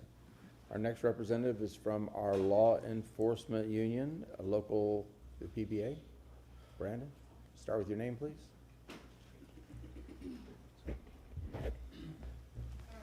Good evening, Council. My name is Brandon Barclay. I'm the president of the Tampa Police Benevolent Association. I appreciate the opportunity to speak today about an issue that sits at the intersection of community investment, economic development, and public safety. Recently, the PBA met with the ownership of the Tampa Bay Rays to discuss the possibility of a new stadium in Tampa. That meeting was productive, thoughtful, and most importantly, grounded in a shared understanding that growth is good, but not at the expense of safety. Let me be clear. We support the idea of a Rays stadium in Tampa. A project like this has potential to energize our city, create jobs, and strengthen community engagement. It can serve as a catalyst for development and bring families together in a way that few things can. But support does not mean a blank check. Our position is straightforward. Any memorandum of understanding must include firm guardrails that protects public safety resources. Those protections are not optional, they are essential. As our city grows, the demand on law enforcement continue to grow with it. Large-scale developments like a stadium bring increased traffic, larger crowds, and complex security needs. Without proper planning and clearly defined commitments, those pressures can strain the very systems that keep our neighborhoods safe. That's why we are insisting on accountability. We need assurances that funding for public safety will not be diluted. We need clarity on staffing, infrastructure, and long-term operational impacts. We need those commitments locked in, not left to chance, and not left to future interpretation. We believe that the Rays have provided the good faith effort to begin these discussions. This is not about opposing progress, this is about shaping it responsibly. The men and women of the Tampa Police Benevolent Association are on the front lines every day. They understand what it takes to keep this city safe, not just today, but years down the road. Their voices in this process is not only valuable, but necessary. And to the Rays organization, we recognize your willingness to engage, and that matters. Partnerships like this only succeed when all parties come to the table in good faith, and we believe that's happening here. I'd like to thank the Rays for proactively reaching out to both police and fire rescue to address our concerns around public safety. So let's move forward. Let's do this the right way. Let's build something that reflects the best of Tampa, a thriving, growing city that never loses sight of its responsibility to protect its people. A stadium can be a symbol of progress. With the right safeguards in place, it can also be a symbol of smart and balanced leadership. Thank you. Our next representative is from the Board of Department of Transportation. Secretary Justin Hall. Hey, good evening. Justin Hall, FDOT District 7 Secretary. I'll keep my remarks short. Quite frankly, it's been a breath of fresh air to work with the Rays organization. It's not often that we get to work with a developer that meets with us weekly and talks to us about transportation needs in the area. And just like with any major development, we're considering their traffic impacts, looking at impacts to safety for both bicyclists and pedestrians. And I can tell you the Department of Transportation, through working with them, has committed to several projects to improve transportation in the area for all users. And we'll continue to work with them as the site develops to see what else we can include. So, in all of that funding, just so you know, is not coming from our current work program. It's coming from, out of the area. So we're not taking away from anything. So, thank you.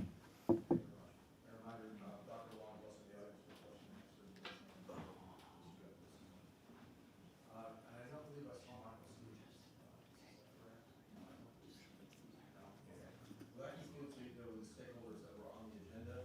We're going to move on to third why don't we expand this out? The initial intent was just for stakeholders, but if you want to ask anybody from the city or the Rays, I think it'd be appropriate at this time. Councilwoman Hurtak? Thank you. Since Secretary Hall was just up, I'm gonna call him up, and Mr. Babby probably. So one of the first things when I met with Mr. Babby for the first time, I said, it's not about roads, it's about transit. And I said that I'm gonna expect that the state is gonna come back with support for bus rapid transit in that area, and quite frankly, buses. And what I've heard is Dale Mabry widening. So what I would really like to hear is what you're going to do for public transit, because the one of the biggest concerns we've got is car traffic. So how do we alleviate that? We do that with public transit. And that, quite frankly, easily, quickly, cheaply, in our society, while we work toward the RIA and the other things, is buses. So talk to me about how the FDOT is gonna help us get buses and transit for this. Well, thank you for the question. So Justin Hall, FDOT District 7 Secretary. I'll tell you, quite frankly, the widening of Dale Mabry, with the exception of maybe some turn lanes, really isn't even on our list.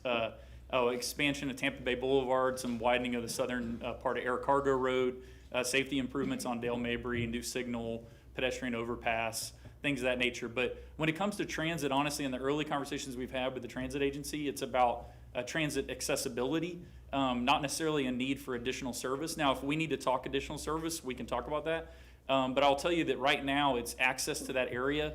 Another issue we talked about is with rideshare. Rideshares just, they drop off right in the middle of Dale Mabry. There's no official rideshare area. There's no pedestrian channelization. So it's really a dangerous situation. So we've also been talking with them about on the site and around the site, how do we provide circulation for rideshare? Because that is not a formal transit solution, but it is obviously an alternate mode of transportation in the area that's heavily used. But to answer your question, I think we're providing a lot of situations and opportunities for transit access on Tampa Bay Boulevard, Air Cargo, MLK, and also providing some safety improvements on Dale Mabry. And like I said, I'm more than happy to carry on more conversations with Hart about additional service. And is that something, so FDOT could support that? For sure. Okay. Yeah, we just need to work with Hart on a plan. Thank you, thank you. And so that kind of goes to my question. So I did have a question for Mr. McCray, if he's, well, okay, then I'll wait for my next turn. But thank you. Councilman Vieira, followed by Councilman Miranda. Thank you very much, Mr. Chairman. And one thing I would say too about that BRT is I have heard recently the exclusion of the omission of USF from that, and we need to get back on track for that. My question would be to Mr. Barclay, if I may, and Mr. Hill. The reason I thought it was important for the Rays to meet with the public safety unions is because you got to listen to the cops and the firefighters. You can't just go to management on these issues. We don't want to make a tough situation tougher. So my question to y'all is, and I won't go on because of time, is what infrastructure improvements within the stadium, within the surrounding area there, would y'all like to see? Because we discussed that at Local 2294, Hillsborough County Firefighters. Things like space for a rescue vehicle, a police substation presence, a joint police fire training place there. Tell me, and tell the Rays. Walter Hill, Tampa Firefighters. During our discussions, one of the things we did speak about was, for instance, when they're having one of their 82 games, where's the rescue units going to show up? Something they may not have initially taken into consideration, having direct access for rescue and transports. Mm-hmm. Obviously, everywhere is growing in the city of Tampa, and putting another city over there is essentially going to require additional resources. Brandon Barclay, Tampa PBA. I'll echo a lot of what he said. Our main focus was the safety and security of people that have to be removed from the stadium, what security cell situations look like, getting police cars in and out, obviously sharing that space with fire rescue to get people for medical emergencies. Thank you, gentlemen. Appreciate you all. And Mr. Hill, something you talked about, a city within a city, reminding you of Channel Side. And again, how years ago we talked about having a separate, whether it was something like Station 25 in Channel Side or a full additional station there, and it just never happened. I'll be damned, it never happened. I don't want that to happen for this stadium if it comes here, because we're going to have a city within a city. And if we don't have increased infrastructure and public safety amenities to meet those obvious increased needs, then man, shame on all of us. So I appreciate y'all's ideas, but we can't, if we do pass this, we cannot repeat the mistakes of the past like we did with Channelside. I spoke to the Rays the first time. I met with Mr. Babby and others, and I said that y'all, whether or not you deserve it, you carry upon you the sins of the past, the mistakes of the past, and that includes with public safety in areas like this. Whether or not that had anything to do with it, those are things that are going to have to be addressed in this development. So thank you, gentlemen. Thank you. Thank you. Councilman Miranda. Thank you, Mr. Chairman, and both, all of you, everybody. Game day, concerts, and tractor pulls and other events, all of them. So happens that I'm so lucky that I represent West Tampa and Drew Park. So where the action is, where we're at, and guess what happens? The people that live on the east side of Del Mabry, they can't leave or arrive an hour and a half to an hour and 45 minutes, maybe 2 hours before the game and 2 hours after the game. They can't get out of the house. So what are we doing? And to the good gentleman from the state transportation, we don't need buses. We need light rail overhead so that you don't have to build no more roads. Every time you see an expansion of the expressway, 6 months later, you've got another expansion coming because more people come in. So let's quiet it down and do it the right way so they can go overhead and not bother the cars that are in the bottom. But we have to change the way we do things. The people in West Tampa are up in arms. The people in Drew Park are up in arms, and I represent those people. But I also represent the rest of the city because every seventh vote here belongs to all of us. So I need some answers. The people in West Tampa and Drew Park need some answers, not just excuses, not a plat, not a beauty thing. Go talk to them and see what you're going to do how to solve that problem because they can't get in and out now. Thank you very much, all of you. If there's a tractor pull, are you going to go? Yeah, only if you're the tractor.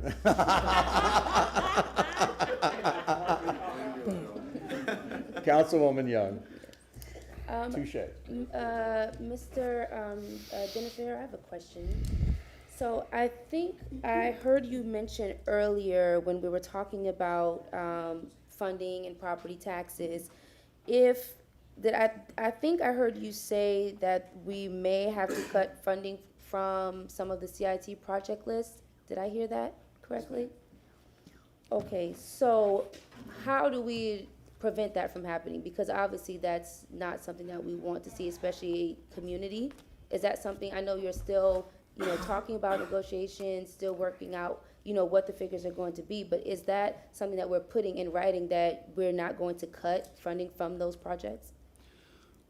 And if I can state your question back to you to make I understand, Start with your name, please. I'm sorry? Start with your name. Oh, yes, Dennis Rajero, Chief Financial Officer. Thank you, Mr. Chair. You're asking the adverse impact associated with property tax reduction and how that would impact these projects. Right, because earlier you had said that we would have to cut some funding from from the project list. Yes, there's a potential to cut some funding for these projects under a few different scenarios. One is if the revenue we anticipate doesn't come in like we thought it would. If, for instance, the annual average increase is less than 3%. So that's the community investment tax vulnerability. The property tax vulnerability goes anywhere, and again, I'm not trying to engage in exaggeration, but the elimination of property taxes that's been discussed would be catastrophic. And it wouldn't just be catastrophic for the city, it'd be catastrophic for all the most of the localities in the city of Florida. Now, depending on who you ask, does anybody think that's gonna happen? I don't know, but it's unlikely, but it would have serious adverse impacts. There's a school of thought that thinks the most likely impact will be for a lesser adverse impact to the property tax revenue, such as an additional homestead exemption.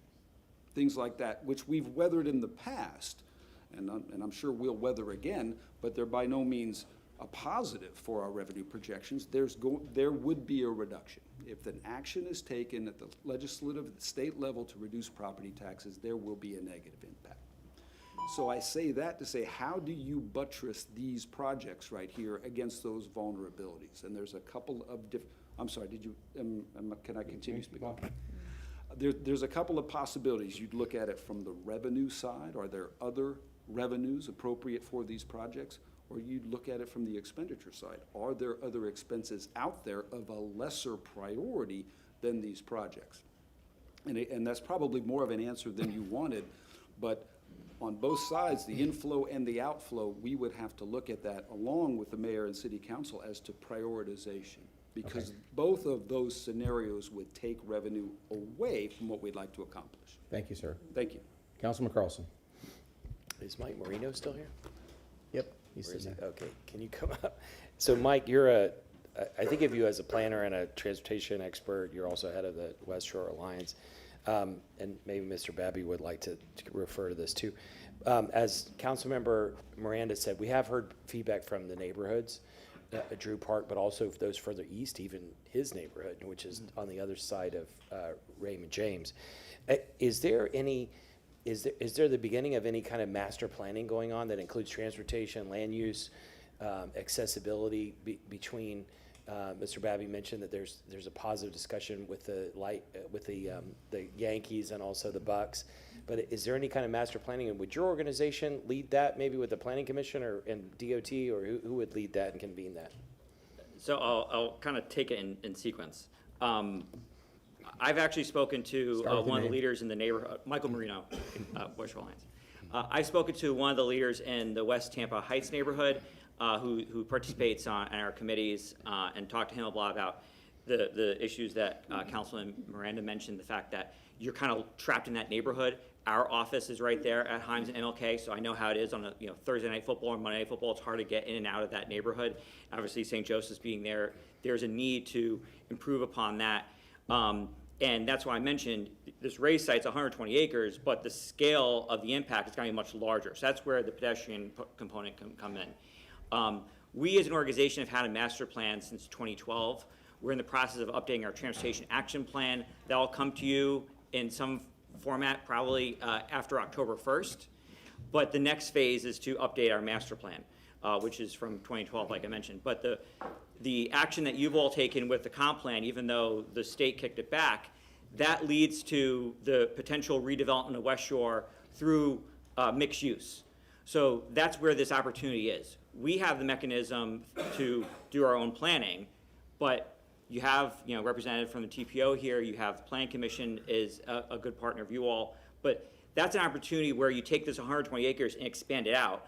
Obviously the West Shore Alliance can be a partner of that, but now you're looking at the whole of West Shore District. And going back to the transit issue, the CRAs from downtown kind of stack up, and then they end at Howard, Armenia, where the West Tampa boundary ends. So you need some regeneration of property taxes and value in that area if you want some version of premium mass transit to get across and serve West Tampa, serve West Shore, and serve the airport. Okay, thank you very much. Any other questions? If you have another questions, otherwise we'll move on to public comment. Okay, so Councilwoman Hurtak. So for Mr. McCray, I have a couple of questions.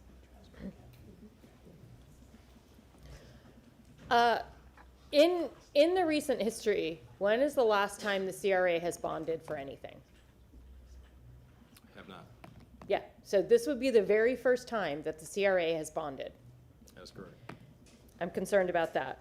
And then when you showed the Drew Park plans that they would like for their CRA, one of the line items was the linear park, and it said TBD next to it because it's waiting for us to fund it. We sit as the CRA board, by the way, for those who don't know. So what is the expected cost of that linear park? I mean, not a huge thing, but just an estimate that it may cost based on what the community wants in that area. I know that there were some preliminary designs. I'm sorry, good evening, Cedric McCray, Tampa CRA Director. I know there were some preliminary designs when I was serving in an interim capacity in the Drew Park CRA, or for the CAC. We listed their priorities, and the linear park was one of the latter ones because of the overall expense.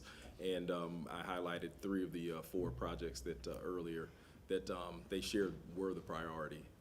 The linear park, I couldn't tell you. If you wanted just me pie in the sky, I'd have to come back and, you know, tell you, or after having conversation with Parks and Recreation and the other departments we would have to partner with, but 2 million, 5 million, I couldn't say definitively how much that would cost, but I knew it was going to be more than what the projects that we approved on the short-term basis. And you're showing us as getting about $3 million a year currently. Correct. Yes, ma'am. And so then my other question, I guess, would go to Mr. O'Hara, and I still haven't, is if we were to do that, how much of this CRA money do they want? How much money would come from the CRA? Because there's obviously, I mean, I'm gonna guess, because Mr. McCray did not, that it'd be at least a $10 million park based on the amount of land that's there and what they want. Again, let me make sure Dennis O'Hara, Chief Financial Officer, I just want to make sure I'm understanding the question. How much is being discussed bond the CRA? Yeah, so how much money are the Rays expecting to get from this CRA? Copy, understood. Again, I can give you a range because it's still under negotiation. You've seen anywhere from, at the county workshop, $160 million. We're just, one of the most recent discussions is $100 million, could be less. Again, all of these revenue sources are playing off each other as we negotiate. But how would that impact what the CRA, the current CRA wants to accomplish? Would that impact the money that they can use? The intent to pay back that bond funding would be from the growth associated with that particular increment, you know, the mixed development increment. I can't speak to what impact it would have on the existing plan, but you'd have the increment associated with the development, and then you'd have the mixed-use development, and then you'd also have funding available for the wider Drew Park CRA. Okay, thank you very much. Councilwoman Young. Okay, so I have a question regarding the community, regarding the community benefits agreement. So I know there was a slide about it, Mr. Babby, about the community benefits agreement, but can you talk a little bit more about with the committee, what is the process or selection process for having that community benefits advisory committee? And then Mr. Atwater, I have a question for you as well. You get the two bald Kens up here. Right, same barber. Ken Babby, Tampa Bay Rays. Councilwoman, as discussed and as we shared tonight, we will have a robust community benefits agreement process that will include a committee, pillars of areas of focus from parks to affordable housing to our education commitments, both in Hillsborough County and, of course, with the city, and working alongside the college. The committee will be assembled, including elected officials, leaders in the community, and will go through a full, robust community benefits agreement process that, of course, would ultimately be approved by this body. It's a critical part of our success, and I'll just share with you, will be the largest, as we've said, in the city of Tampa's history. Thank you. And then also, so I think I heard you say during the development, if this is, approved, that Hillsborough College students will have the opportunity to participate in work as well? Ken Atwater, yes, we already offer internships and apprenticeships all the time. And this only expands that opportunity for that to occur on site. For example, we offer about 360 or 70 apprenticeships in construction. During the construction phase, we anticipate that those apprenticeships will be involved in the construction that's going on, both at the stadium and both in the mixed-use development. Okay. All right, that was all. Thank you. Thank you. We have time for one more question, Councilwoman Hurtak. Gentlemen, don't go anywhere. These are for you. So what, both of you, Mr. Atwater as well. So I've heard that you're talking about getting $150 million from the state for the college. Yes. We just finished building one building in the city of Tampa that cost $120 million. What do you really believe you're going to be able to build with $150 million? We anticipate at $500 a square foot that we anticipate we can build about 300,000 square foot of space for the college. The college currently operates on about 650,000 square feet of space. We're retaining about 250 square feet of space, and we're going to use the mixed-use development to use for the additional 100,000. Things such as a shared gymnasium, shared physical plant, and things like that. Those are the ways that we think that we will have 650,000 square feet of facility to do so. Let me tell you, by getting new facilities, it will also accommodate anticipated growth that we planned in, because it will be designed in a way that will be easily to accommodate that growth that we cannot do now at our present site. And who would pay for the facilities? The state's planning to pay $150 million for us to do that. No, I'm sorry. You talked about sharing things like the gym No. and like I'm anticipating a You mean chiller on the issue mixed-use similar to Water Street. That's part of the mixed-use development. Yeah, and the other thing I could speak to in terms of the state's commitment is the state in its history has never begun an educational commitment throughout the state that is funded that is not completed. Right. And there's several examples of that. And so I think the council should feel comfortable that by the state's commitment, that it's not only been a great partner to Hillsborough College, but to the Tampa Bay Rays, the broader county and the city, and has every intention of completing that project. Thank you. And then I have one more question about, you have about 27,000 students on the campus. On that site, yes. And so realistically, how many internships could actually happen? I mean, you're talking about construction. You said it's like 350 for construction. I just use construction as an idea. That Yeah. doesn't mean that we couldn't do internships in hospitality, culinary, and other programs. If you don't mind, I'll give you an example. We do IT program internships with the Yankees in their IT station that are currently there. I don't see any reason why that couldn't occur How many also. students participate in that? In that IT program, I would say approximately about, what, 25? Probably. Yeah, about 25. So 25 in the internship? Yeah. Okay, thank you. Sure. Okay, thank you very much. That concludes the question and answers in council. And now, I'm sure council will agree with me, one of the things we wanted to hear from is the public. That's one of the biggest purposes of this workshop, to hear from you. I have the sign-in sheets that you guys signed in on. So to try to establish an order, what I'm going to do is I'm going to read off 3 names at a time so you guys can be ready to speak, so we can go bang, bang. Each public speaker gets 3 minutes. Once again, there's a timer on the podium. It'll be green when your time starts. When you have 30 seconds left, it'll turn to yellow. And when you're done with your 3, it'll turn to red. And you have to stop at red. Even if you're mid-sentence, you stop. When you come to the podium, please start with your name, and that's when your 3 minutes will start. The first 3 speakers are going to be Kurt Thorenson, Joe Robinson, and Jim Davison. So Kurt, come on up.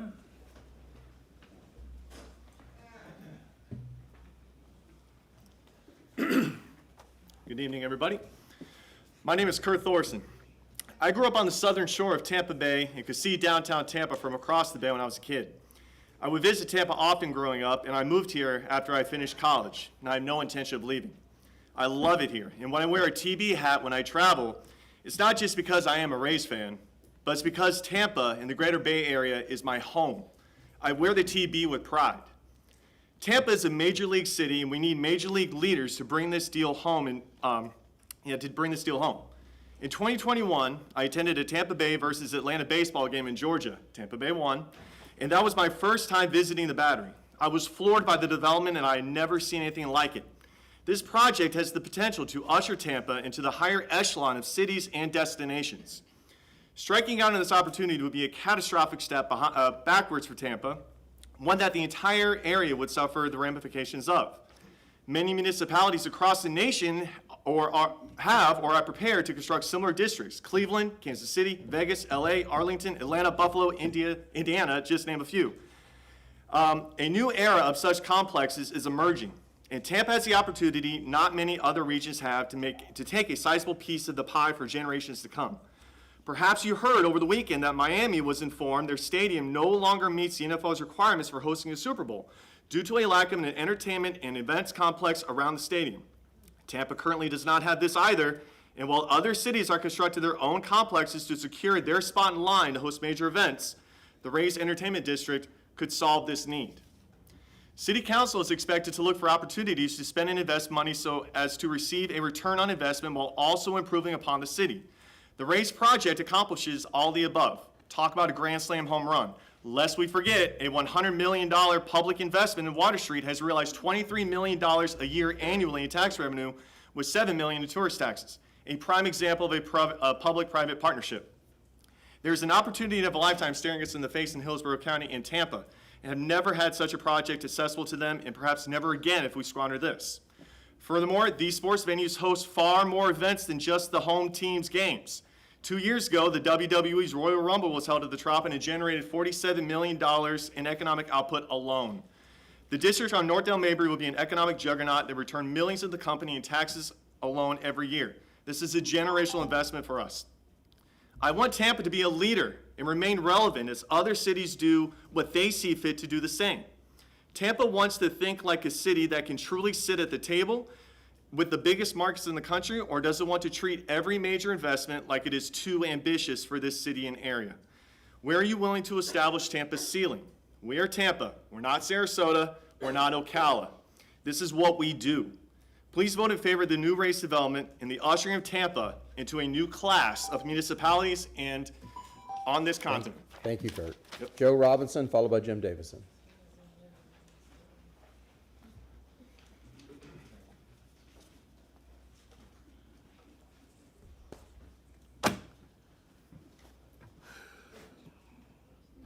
First of all, I wasn't going to speak, but I got to say something. First of all, start with Joe Robinson. Second of all, I thought TSA was a stakeholder. We were not included on the list. They were invited. The Tampa Sports Authority was not included on the list. I'm going to say this as Joe Robinson, West Tampa. Here's what I see. I don't see anything but MOU not done yet. I don't see anything but, keep talking. Momentum's going. This ain't going to happen again. This is a one-time scenario. Get that straight. You missed this, hopefully you might be in office. Parking, an issue still. Waiting on it. They're working on it. Procurement, issue. They're working on it. Transparency. The big one, and of course I'm saying that sitting on the city's Community Benefit Advisory Council right now, having sat for Gas Works and got a good community benefit, having worked on the raised benefit when it was in St. Pete, having worked on Rome Yard's community benefit agreement. The community benefit agreement in this area has to comply with the city's code and ordinance under when CRA's giving up money, over $1 million. It has to follow that. They can come up with their own community benefit group, but it has to be following the city's ordinance. Okay? I want to make sure that's clear. I think after listening to everything, we're not there yet. We might get there. I think the governor and the legislature, they're going to give us some money, but they wait and see what everybody else is going to do. But here's my final read on it, and I'm not decided on it one way or the other. Okay? One way or the other. But I think when you're negotiating, you always start high, and then somewhere you get, you go buy a car, you're going to start up here. Here's where I see this closing out. It appears that a reimbursement scheme of some percentage would be more feasible than a 100% non-reimbursement funding method to get this deal done. Now, that's my professional opinion, being an engineer. And in my last 30 seconds, I'm going to say this. I think the Rays, they've been genuine. Mr. Atwater and ACC been genuine. It's time for us to be genuine, okay? Nobody wants to lose fire, safety, none of that. But if we had not built the convention center, if we had not built a convention hotel, if we not had expanded our airport, if we not had taken care of the Becks in the stadium over there, even though nobody wanted it, if we didn't build an aquarium and on and on and on, if we didn't do, we wouldn't be number one, whatever they call us to be. So I'm just saying, we ain't there yet, but remember, an MOU is what? Mr. Babby? None about it. And I gotta go, because I ain't paying no more parking for y'all, man. Thank you, thank you. So it's Jim Davison, followed by Mindy Murphy, and then Ron Weaver. So Jim Davison, Mindy Murphy, and Ron Weaver. Jim, start with Jim you. Davison, 17823 Hickory Moss Place. What you are being handed out there are the clerk of the court's records and receipts, distribution of revenues from the state for the CIT tax and the Indigent Health Care Fund. I cannot believe that we are 4 months into this and you do not know what the numbers are. That's unbelievable. I mean, you wouldn't get your kitchen done at that rate. Anyway, the numbers are from the first quarter of 2025 up until the first quarter, end of the first quarter, 2026. If you do the math, they're down $6 million just in the first quarter. If you go to the Florida Department of Revenue's website for the official revenue confirmation, for the first 5 months of 2025, they received $79 million for the CIT. For the first 5 months of 2026, they have collected $58 million. That is a 26% decrease. The difference, 25, they had the commercial lease, here they don't. And the other thing is you're going to hear this growth rate batted around. And how they came up with their number and their surplus was they used the original baseline in 2024 of $200 million. That's not going to happen. And then you heard the growth rate of 4.1, historical, you heard it from the CFO. Because they removed the lease, any finance major will tell you that you have to recalculate the growth rate. You cannot use the historical growth rate. You have to find out what the removed element, the release, the commercial leases, and figure out a new growth rate going forward. It's going to wind up being about $182 million. You will be lucky to have a deficit of $150 to $200 million. And I will be glad to sit down with the CFO and look at them, and we'll go over the numbers. The people haven't seen them. They talk about transparency, and this is a generational event. There hasn't been any transparency. The people haven't seen a damn thing. And it's our money. You want generational? There are neighborhoods in the city of Tampa that have not had their streets repaved for generations, sidewalks fixed for generations, swimming pools, and everything else. This is not a good deal. When you can't afford the car, you don't buy it. I'd love to buy a house on Harbor Island. Can't afford it. This town cannot afford this deal. There's too many other necessities. But otherwise, I don't know what you're going to do. But the bottom line is, think about this and get these numbers, because the whole thing hinges on this surplus, and there isn't going to be any. Thank you very much for your time. Thank you, Jim. Mindy Murphy, followed by Ron Weaver. Oh, thank you. For the green.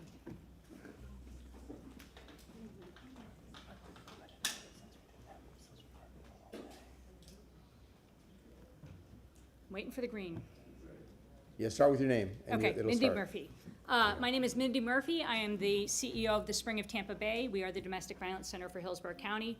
I am not here as an expert in the financing of this project, but I am here to talk about the character of the Tampa Bay Rays and what a good community partner they are to organizations like mine and many others in the Bay Area.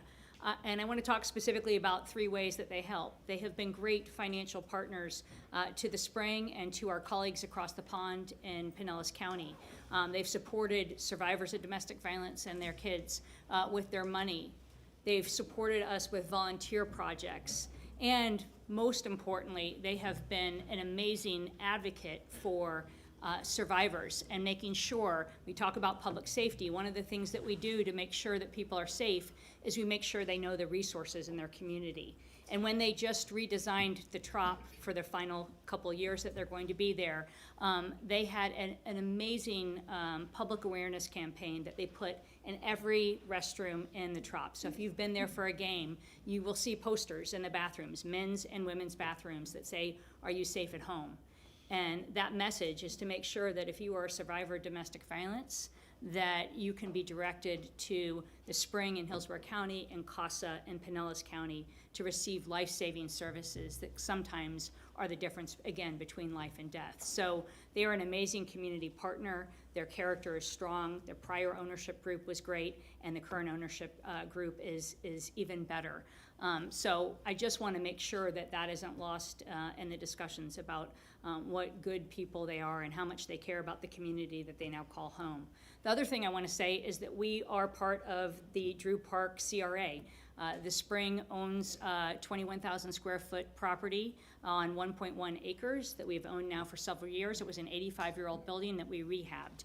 We are excited about the possibility for Drew Park, where we provide services to our community, because there are infrastructure issues that need to be addressed there. There are transit issues that need to be addressed. The things that you all are talking about are the things that are going to help survivors of domestic violence seeking resources from the Spring. And we believe that this project will help the Spring be able to better deliver its services to our community. Again, not an expert in the financing, but I do want to say how much we appreciate the Tampa Bay Rays and what they're doing for our community. Thank you all for your time. Thank you, Mindy. Ron Weaver, followed by, I believe it's Eodel Semi. Thank you. S-E-E-M-E. So Ron, go ahead. Thank you, Mr. Chairman. Ron Weaver. I'd like to first start with Shakespeare, who said that there comes a tide. The affairs of men, which taken at the flood, lead on to fortune and fame. But if that flood is missed, if that tide is missed, only to despair and misery. Your time has come, the flood has come, the opportunity to take baseball and give it its permanent home here in Tampa, an opportunity that 10 or 12 other cities would die for in order to get, and we have that opportunity here. George and Leonard Levy and Monsignor Higgins and Tommy Kuhn at the Tampa Tribune used to believe that not only is baseball the American pastime, that community is the American lifeline. And that community is togetherness and can do and get it done and find a way. And George and Leonard Levy and Monsignor Higgins and Tommy Kuhn at the Tampa Tribune used to believe in this community and what it can do when it sets its mind to it. And as you just heard from that 23-time return on the investment publicly in Water Street, thank you, Kurt, there will be a dozen of those in the $55 billion of these direct and indirect economic effects every 30 years. That's $189 billion over the next century. It's 11,900 on-site jobs and 39,000 construction jobs we desperately need. Amazon laid off 32,000. AI is going to kill 15% of all jobs. We desperately need those 11,900 on-site jobs, those 39,000 construction jobs, and we need those billion visitors over the next century. 10 million visitors a year is going to be a billion visitors to Tampa over the next century. Those billion visitors to Tampa are going to bring something that shouldn't be brought instead to Nashville or Charlotte or any of those other cities. Those billion visitors over the next century should come and bring not only their money to spend here, but more importantly, to come and visit here and then bring their company here, and then their spouse come and teach here, and they donate down at the church, and they donate down at the clinic, and they bring themselves to Tampa because they're among the billion visitors that will come with 10 million visitors per year. I'm grateful that George and Leonard Levy and Monsignor Higgins and Tom McEwen inspired all of us to remember we need those tens of thousands of jobs. We need that $55 billion worth of economic direct and indirect over the next 30 years. And we need to show our children that we know how to get her done. And when we get her done, when we show our community and our ability to get things done, then we can move on other way. Elevated rail soon. We find the can-do. We find the community, and we get it done. Thank you, Ron. I won't even try the first name again. Ms. Semi, S-E-E-M-E.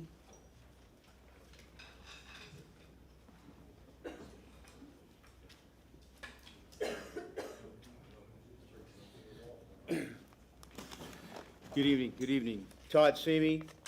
Want to thank you all for having me here. I just want to say this. I want to put this on the Elmo if I can, if it's visible. and I wasn't sure when Mr. Babbitt here put this on. This is Steinbrenner Field. Obviously, this is Dale Mabry. The Ray J is over here.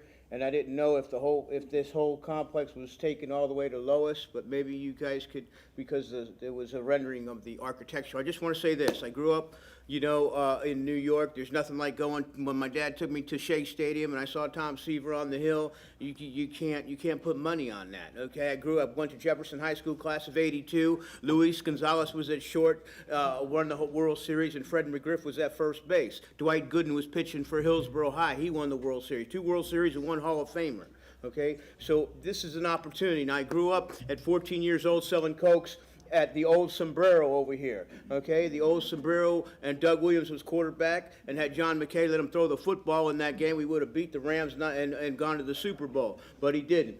But here we are here at this time at this place, okay?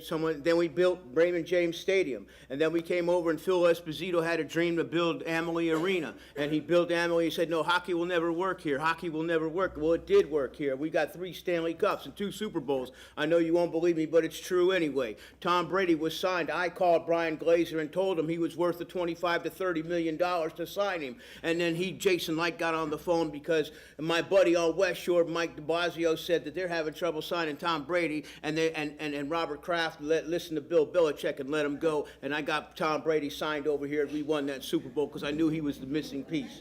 This is the missing piece right here, okay? This is the missing piece, this stadium right here. I want to make sure, because I know Drew Park and it's a heavy industrial area, I just want to say everyone who has a business there needs to get compensated and getting taken care of, because their property, when you got big commercial trucks and things like that, that has a factor. So I just want to make sure, as Charlie Miranda said, we'll do that overhead. Yeah, there's no park, but we have 72,000 parking spaces over here. We fit into Raymond James, we get over there, we get it done. This is an opportunity to be a champion, okay? Second place is first place loser, okay? Mr. Robinson's had something said well said. He said this, there has to be a ceiling. I understand that Ron DeSantis, I got more respect for Ron DeSantis winning the Little World Series than I do him being governor, okay? And I did more for him being governor than anybody else in the country, okay? Because he was a no-name congressman at the time from Orlando. So the bottom line is this: I want to make sure that we make sure that the city's protected, and we want to make sure that this gets done, because they're the Tampa Bay Rays. They're not the St. Pete Rays, they're the Tampa Bay Rays. God bless you, and thank you for the opportunity to speak to you. Peace. Thank you very much. Christopher Palermo, followed by J.P. Peterson and James Van Herens. So Christopher? Let's see if you can follow that. We'll try. Start with your name, please. Okay. My name is Christopher Palermo. I'm an attorney from Tampa, been practicing 30 years, but my family's been here close to 140 years. And when I hear that Tampa doesn't like baseball, people in the South don't like baseball, I don't know where that comes from. If you're a Tampanian, a true Tampanian, and you really understand the history, my great-grandfather played with Al Lopez on the Tampa Smokers. People in Tampa are baseball fanatics. So if you say people in Tampa don't like baseball, I'm going to question if you're a true Tampanian. I don't think you are. But you know what? There's been a lot of things said. And I know people in Oakland, guess what? They don't have their roads. Guess what? They still got potholes. That problem never goes away. Let's not be naive, okay? We're not Ocala. That's not our only concern. But I tell you what, people in Oakland that still have potholes, that still don't have roads, I guarantee you one thing, they're depressed. They're depressed. I'm gonna tell you something. I said this when the Buccaneer Stadium was. People know the cost of everything but the value of nothing. If we lose this team, let's not forget one thing. This is a competition to be the preeminent city in Central Florida. Orlando wants what we've got. Are we gonna be the cowards that allow it to happen? Because the roads and the potholes. We need revenue. We need revenue. We need to invest. in these projects. I'm going to tell you what, I'm going to tell you a story. My father went to Tampa, went to Cleveland in the 1950s, and they asked him, where are you from? Tampa. Tampa? Where's Tampa? What's Tampa? Now let me jettison forward to early 1980s after Doug Williams and John McKay and the Tampa Bay Buccaneers became something, put us on the map. I'm in Acapulco, Mexico with a Jesuit high school Spanish class with a shirt that just said a business that said Tampa, and some man walked up to me and said, how about them Buccaneers? That's where growth comes from. That's where growth from. How much would it have cost this city to stage Tom Brady throwing that Lombardi trophy in the Hillsborough River? How much would that have cost us? Do you know how much growth? If you know anybody from New York or anybody in the investment community, that was gold. Every time those people see the beautiful skyline in a sporting event. So let me ask you this, how much would it cost to get that advertisement? Billions. And without those billions, without those people, your potholes never get fixed. Your roads never get done.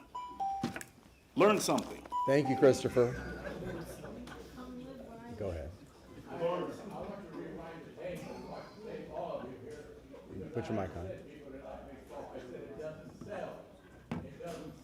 Tampa, because they have two seasons, summer and Christmas. And then I compared it to the north. And I mentioned all the games. That's all, sir. Thank you very much, but I enjoy your conversation. You must be a great attorney. Okay, now I'm gonna say, follow that, J.P. Yeah, Peterson. I know. Thank you, Chris. My name is J.P. Peterson. I'm a local sportscaster and have been for 30 years. And I can tell you, Charlie, that Mr. Miranda, that people love baseball here. The Rays baseball is the #1 consistently rated program every single night on TV. People are watching. You're right, they don't go to the games. You know why? Because we've done it all wrong. Now you have the opportunity to finally do it right. We've had a terrible stadium in a terrible location. Love St. Pete, but it's not a place for baseball. And we've had very unpopular owners. Now we have a group of elite businessmen who are not here to steal our money. They're here to build something iconic that we're all going to love and make memories from. Baseball makes memories. Charlie, you know that. You've taken your kids. I've taken mine to World Series. I'll never forget taking my kids to a World Series here. And I've heard a lot of talk about money, and it seems like you don't have money to do the things you need. It seems like you need a really good investment opportunity. Here it is. Put in $1 billion, get 3 back at least. And not to mention $55 billion in economic impact. And I saw it happen in Atlanta. I was living in Atlanta at that particular time. And everybody, like all the opponents, said the same thing. Cobb County doesn't have the money. We don't have the money. We can't afford it. Guess what? They went net positive in 10 years. All those people were wrong. And now they're putting $4 million into their general fund. They're putting $8 million into their school every year. And the state gets another $17 million. They were wrong. And you're wrong now if you don't think this is a great investment. And there are 10 cities right now waiting for you folks to say, nah, we don't want it. We got to take care of our potholes. They know the business. They know what Atlanta has. They saw what they did. All these places have to pay $2.5 billion in an expansion fee, then another $2 billion for the stadium. We're gifted that. We have the Rays here, and the people love them. And you are the stewards that are going to send this team to Orlando? That's going to be your vote? I don't think that's a very good idea at all. Another thing, baseball. We have not been able to hold on to our great players here because of the revenues and unpopular owners that don't know how to spend. These guys are going to take this money that they make and put it back into our team, keep our star players here, and God forbid, maybe even win a World Series. It would be fun to see. In closing, I also want to say this, the CIT tax.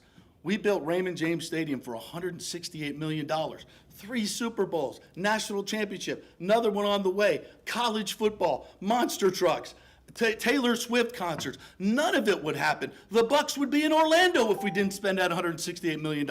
It's the best money you've ever spent, and the CIT's money should spend it again. And in closing, I just want to say the people that have come through here playing baseball, I know them personally. Wade Boggs, McGriff, Gonzalez, Pete Alonso, Kyle Tucker. We print baseball players here. It's part of our fabric. It's part of our culture. Let's finally do it right and make baseball great in Tampa Bay. We cannot lose our Rays. Don't let that happen. Thank you, Mr. Peterson. James Van Herent, followed by Chris Inslee. Hello, I'm James Inherent. Following up what all these great people said, we know the benefits of this project, so I hope that you approve it. And to the owners of the Rays, the new owners, I want to say thank you. Thank you for believing in our community and investing here. We've had an owner who for too long didn't care about us. He would rather be in New York and just use us as a pocketbook. And it's great to see that finally the owners love our community. Now, I'm actually here because I want to talk about 3 reasons why I love this project. The first is education. And I'm not talking about the college because that is a great opportunity for that college. But it's actually me growing up. I struggled in school with math. I didn't understand it. The whole when train A leaves station and train B is traveling at this speed, what time and when will they meet? I didn't understand that. Finally, in 9th grade, I had a teacher at Pinellas Park High School named Mr. Percival who sat me down and saw that I love baseball, that I love the Rays. And he said, and broke it down for me, how about we think about it this way? If James Shields is pitching on the mound and Coco Chris of the Red Sox goes to steal second base, how fast does Shields have to deliver that pitch to the mound and Navarro transfer that ball to second base to get him out? And it clicked. So education is also a big part of this because baseball is such a big educational asset.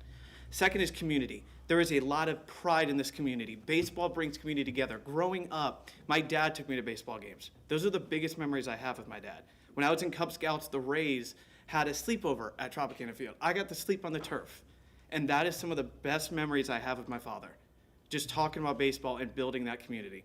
And third is health. And a lot of people don't realize baseball can be a great mental help. I struggle with depression. I'm losing my vision. I'm visually impaired. But baseball gives me that opportunity to just step away for a minute and just enjoy it. It helps in so many ways to get that escape, and that helps so many people when going through tough times in their life to just be able to sit back, relax, and just enjoy a good game.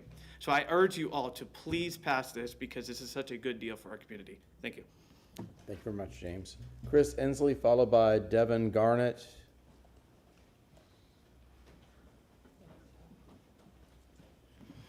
Good evening. My name is Christopher Inslee. I've been a Rays fan since 1998 when I moved here. I have memories of going there with my dad, growing up like many other folks here have. I even made a project in 2010, USF. I had a social change project. I don't think I really understood the topic because I ended up getting a C on it.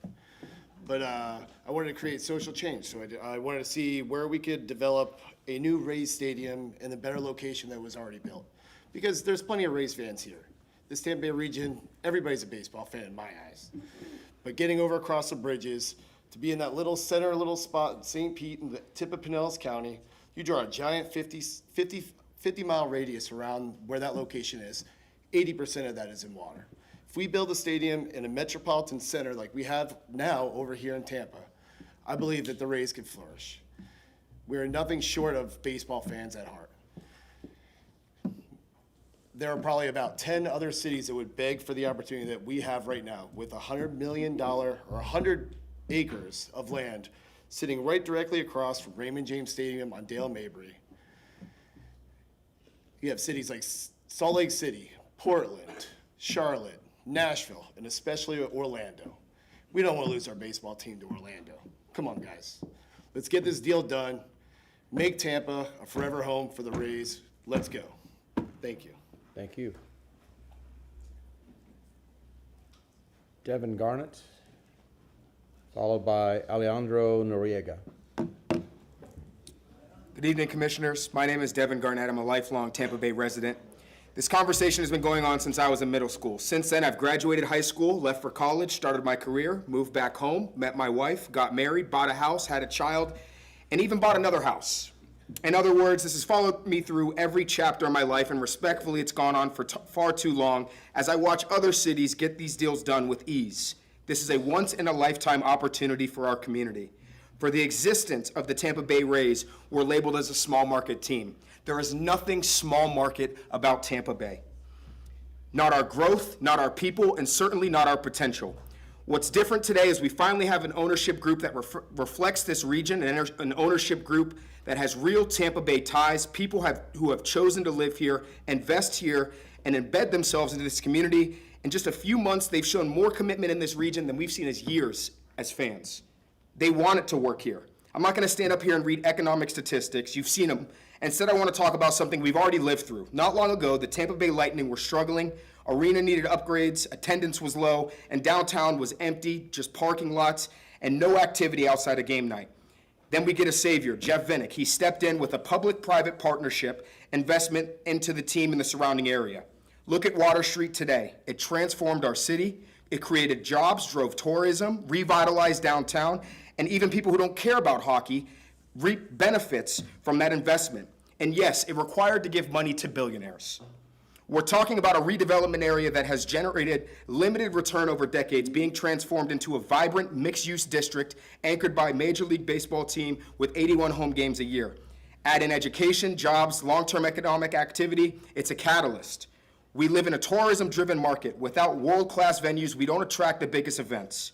It takes money to make money. We keep talking about budget constraints. The reality is you don't grow revenue by standing still. Strategic investments like this expand your tax base, drives new development, and creates long-term recurring revenue for the city. If you want more fundings for potholes, you can build the foundation for that today. And ask yourself this, if this is such a bad deal, why are there multiple cities today waiting for this opportunity, waiting for us to screw this up? They have the options to leave, but yet they have chosen to prioritize Tampa Bay. And in closing, I urge you not to overcomplicate this decision. Look at what worked with Water Street. Look how strategic investment can transform an entire city. This is our chance to do it again on an even bigger scale. Thank you so much for your time. Thank you very much. Donnie Sledge, and then we're going to take a 10-minute break. Donnie?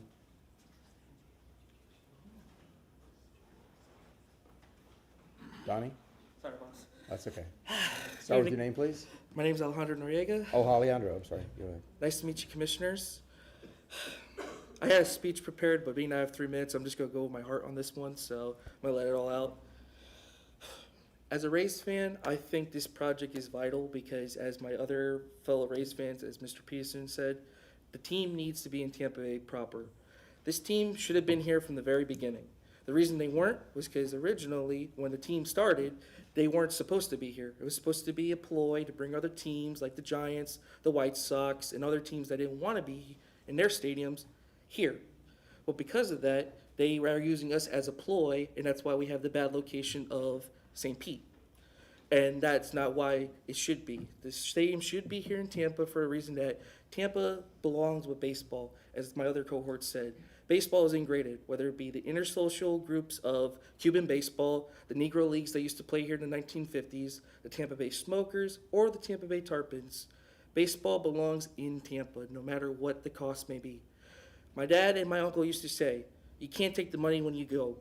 So, unfortunately, it is a lot of money and investment in the team, but the team is needed for this investment. Mr. Babby, I think, is the best owner we have so far and could possibly be our next Jeff Vinnick, as my other cohort said, with Water Street, which has been a success. They're going next to Raymond James Stadium, has had multiple Super Bowls, one thanks to Tom Brady. Thank you for that. And major events would come to this state and this team, such as an all-star team that had never been an all-star game at all in Tampa Bay's history. That's a possible event that we could have come to the city that has never happened before while at the Tropicana Field. That brings in $100 million in revenue alone and millions of fans. I understand the criticisms and the scariness and skepticism of some people, but unfortunately, like my other cohort said, you gotta spend money to make money. That's what John Rockefeller said all those years ago. In order to better ourselves, we have to give a little bit and take a little bit in order to get better as a society and a group. And honestly, like I said, for me, this hits home because I've always been a Rays fan since I grew up. I grew up the same year as the team, so throughout the years, I've seen this team go through struggles, and I've committed myself as a person to connect the dots with each other. So when the team struggled, I would go through personal struggles. When the team was successful, I was successful. And I grew up with that all my life. And again, this team means the world to me, and I do not want to lose the Rays. I love baseball through and through. I don't want to see them go. And like everyone said, millions of other cities would like to have this deal, but we have the opportunity to fix it and change it for the better of this community. And I want to appreciate and thank you for letting me speak. And Let's get this deal done and go Rays. I love you guys and appreciate it. Thank you very much. Thank you very much. Donnie Sledge, are you in the room? Donnie? Okay, hearing none, it's going twice. Donnie, are you downstairs? If you're downstairs, I'll bring you back up after break. It is 7:40. We're going to return to council chambers punctually at 7:55, 15 minutes. We are on break.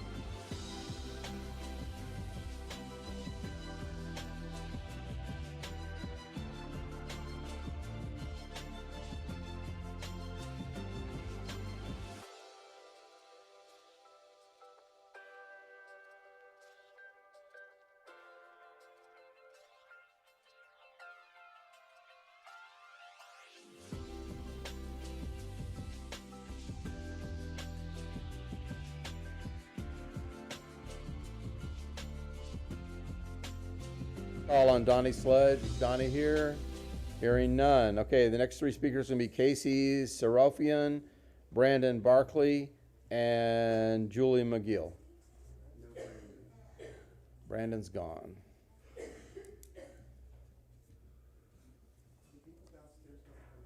I think they're already here. Yeah. Hello. And I am a resident and economic student in Tampa. I am here because I recently read reporting from Fox 13 News Tampa Bay about the proposed memorandum for a new Tampa Bay Rays stadium. And I have concerns about what it asks of taxpayers. From what's been reported, this deal could require roughly $750 million from the Hillsborough County and over $250 million from the city of Tampa, which is over $1 billion in public contribution towards a private sports franchise. I think it's fair to ask a simple question. Is this the best possible structure for the people who are paying for it? I'm not here to argue against baseball or even against a new stadium. I understand the economic development arguments and the desire to keep the Rays in Tampa. But I recently came across an alternative proposal online from Tampa mayoral candidate Taryn Sabia that made a lot more sense from a taxpayer perspective. Her proposal outlines a direct public ownership model, where if public money is used to fund the stadium, then the public should also share in the upside through ownership, revenue participation, or long-term control of the asset. Because right now, the structure being discussed asks the public to take on significant financial risk while the private team retains most of the long-term financial benefit. That imbalance concerns me. If we are going to invest public dollars at this scale, then we should begin negotiating from a position of strength and not just trying to close a deal quickly. Other cities, like Atlanta, have explored and been successful in models where taxpayers aren't just subsidizing, but are actually investing, creating returns that can support infrastructure, schools, and future community needs. So my ask is simple. Before moving forward with or declining any agreement, I urge this council to fully evaluate alternative structures, including public ownership or revenue-sharing models like the one proposed by Taryn Sabia that better protects taxpayers and aligns incentives. As previously stated, this is a once-in-a-generation decision. Let's make sure it's structured like an investment for all of the public and residents, not just an expense. Thank you. Thank you, Casey. Julie McGill, followed by Robin Lockett.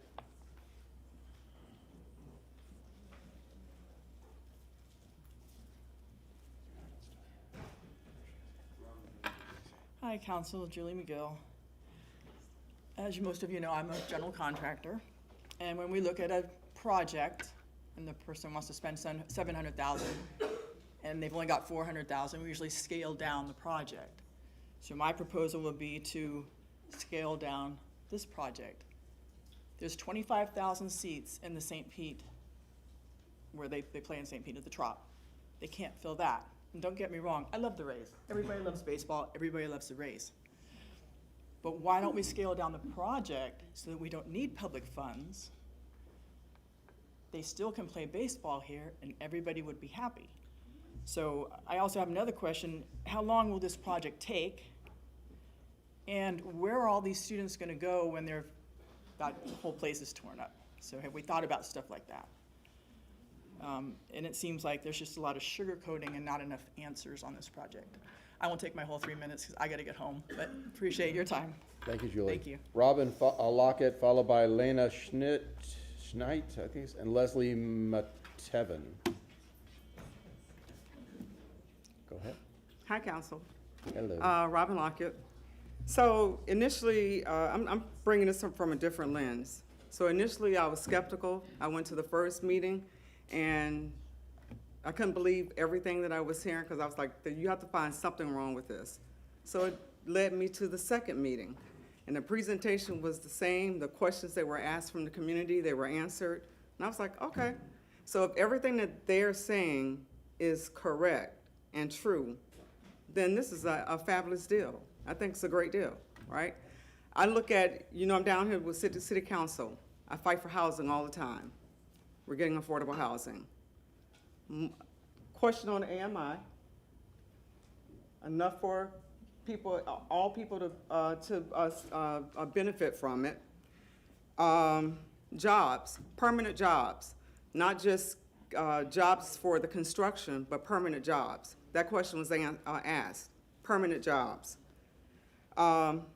What's dear to my heart, you guys know I've been fighting for the Yellow Jackets. Have even included Belmont Heights in this because it's a historical Black team and, you know, mentoringship, sponsorship.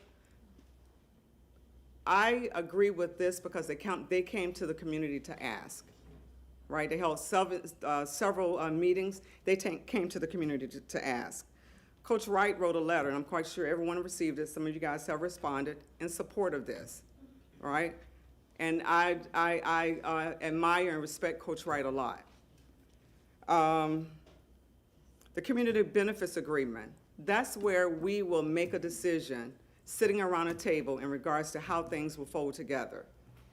That's the important part of this in regards to what we're going to receive back from this. Great people have come from, oh, and one other thing. So when I was at one of the meetings, Dr. Collins asked, you know, we're having a hard time getting out of Carver City, concerned about the traffic. Carver City, not Del Maybe, Carver City. Mr. Babby told her it would be taken care of. Am I not telling the truth? Okay, yeah. It would be taken care of in regards to traffic flows and so forth, dealing with Carver City. So again, people are coming to the meetings, and if you're not coming to the meetings and you have an opinion, then guess what? You're not coming and asking the person that you need to ask to get the correct answer. So if everything that and City Council has an opportunity to hold them accountable. You know how?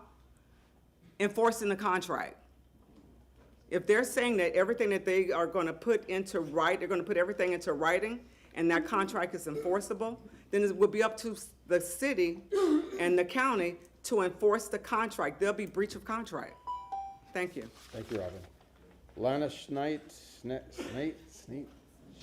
S-C-H-N-E-I-D-T. Okay, and then Leslie Metevin, followed by James Adair. Hi there. Sorry for slaughtering your name. It happens all the time. Start with your name. Hi there. My name is Lana Schneid, and I am the Vice President of the West Tampa Heights Neighborhood Association. Being a part of this neighborhood association has been incredibly rewarding to me, and I have learned so much. Ooh, I don't like seeing my face on this. Okay. Really, I have. I've learned so much. I've learned so much about Tampa City planning. I've learned about, I've gone to city planning,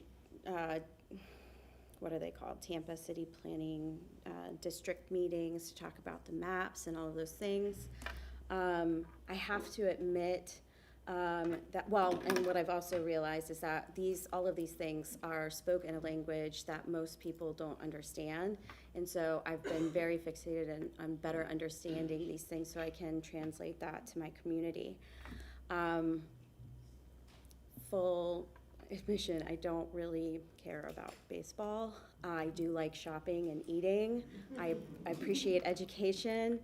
And I think that it could be a really great idea. I would love to be a patron. What I have really come to find, though, is that, you know, as people are talking about how much they love this idea and love baseball, and we need to just suck it up about the potholes, is that my neighborhood is directly impacted by this project. And somebody said earlier that the sins of the past are something we have to be responsible and da-da-da. And I truly appreciate, truly thank you for coming into our community and talking and having these discussions.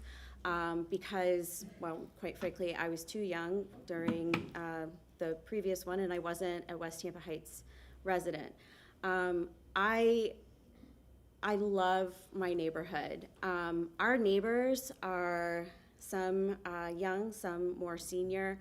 We take care of each other in ways that I have not had that type of community since growing up in the suburbs of Hillsborough County, Valrico, Florida. we aren't on the map. Like, we are not in the discussion. I was shocked to hear somebody from transportation talk about our neighborhood. Basically, all I want to say, oh gosh, Rush, is that it seems like a shallow conversation when there is no memorandum of understanding. I wouldn't know the first thing on how to hold the Rays accountable, even though it's been said. So I'm going to ask you, the city, to please do that part and negotiate something with the consideration of West Tampa Heights Neighborhood Association. We absorb the traffic, the garbage, and I'm done. Thank you. Thank you so much. Nope, no applause, but she did a good job. Leslie Matavian, followed by Jamie Adair. And then Laura Lawson. Hi, Leslie. Start with your name, please. Hi, I'm Leslie Matern, and I'm missing my son's Little League game to be here to speak against the stadium. But what an exciting time for a billionaire. In a county and a city where people living in poverty range between 11 and 15%, here we are offering up billions of dollars, or at least one of them, for a billionaire's shiny new toy. I would recommend the Rays pursue buying a yacht instead. I'm here very clearly to urge the members of City Council to oppose any kind of public funding for this Rays stadium. At this point, we're talking about over $1 billion. It's a bad deal for Tampa, and there's very simple reasons for that have quite a bit of depth and haven't even yet been explored in that depth by the discussions that we've heard from the stakeholders. One, the economics simply don't work. We have seen that in the past, and I heard earlier someone say, let us not be naive. Let us not be naive in this fact. No economist has come up with any other consensus. All of them are unwavering. These projects shift spending. They don't create net new monies for people to bring in to pay for extra taxes and revenue. There's no new wealth, there's no long-term growth, and they don't generate net new tax revenue. We heard from Mr. Babby that Oriole Park is the gold standard. And quickly, I was looking into Oriole Park, and every year it operates at an $11 million deficit. If that's the gold standard, I'm really scared about what we're going to be building here in Tampa. Secondly, we're not here to donate hard-fought tax dollars to billionaires that are capable of financing their own projects, and if they aren't, I really like what that previous person said. Scale back your project. If you can't afford the $2 billion house, then build the $1 billion house with your own money. In fact, we could be what some other folks have said too, making a generational commitment to being good neighbors and responsible community stewards, and we would do that instead by being able to fund things like housing, transit, roads, education, and healthcare. And these are things that have been proven to actually give ROI, not like a stadium, which all economists agree, publicly funded, cannot produce the forecast that it says. My last point is very close to my heart, which is about the community college being at risk. For many people, HCC is not just one of many options, it is the only option. My cousin recently is going through some very severe aspects of her life on survival mode, and she said, I'm gonna go to HCC, not USF, not Ultimate Medical Academy, HCC. We cannot put people in a place where we say, hey, your future can wait because we need a baseball stadium. So I'm asking you, please, make a wise decision in an unprecedented time. Lynn and Bill, you're running for mayor, your choices today are important. Oppose the stadium. Thank you, Leslie. Jamie Adair, followed by Laura Lawson and Andy Joe Scaglione.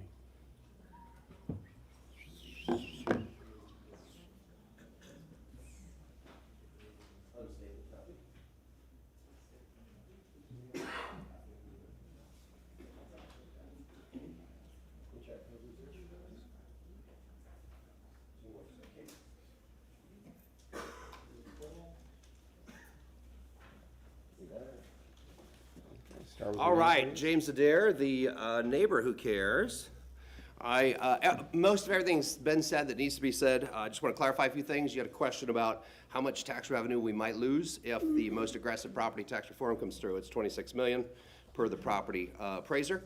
The canopy, we had asked about this before. You might want to hold on to that. The canopy that we had talked about before, whether it's on public lands or not, it is indeed taxable, just so you know. Sparkman Wharf, for example, is a taxable entity. It is the improvements that are taxed, not necessarily the property. We do have a question about a bot email in Hillsborough County. I'm surprised nobody brought it up. I would like an answer about it. Quite frankly, it gets to an integrity question. If it was an accident, just, let's admit it and move on.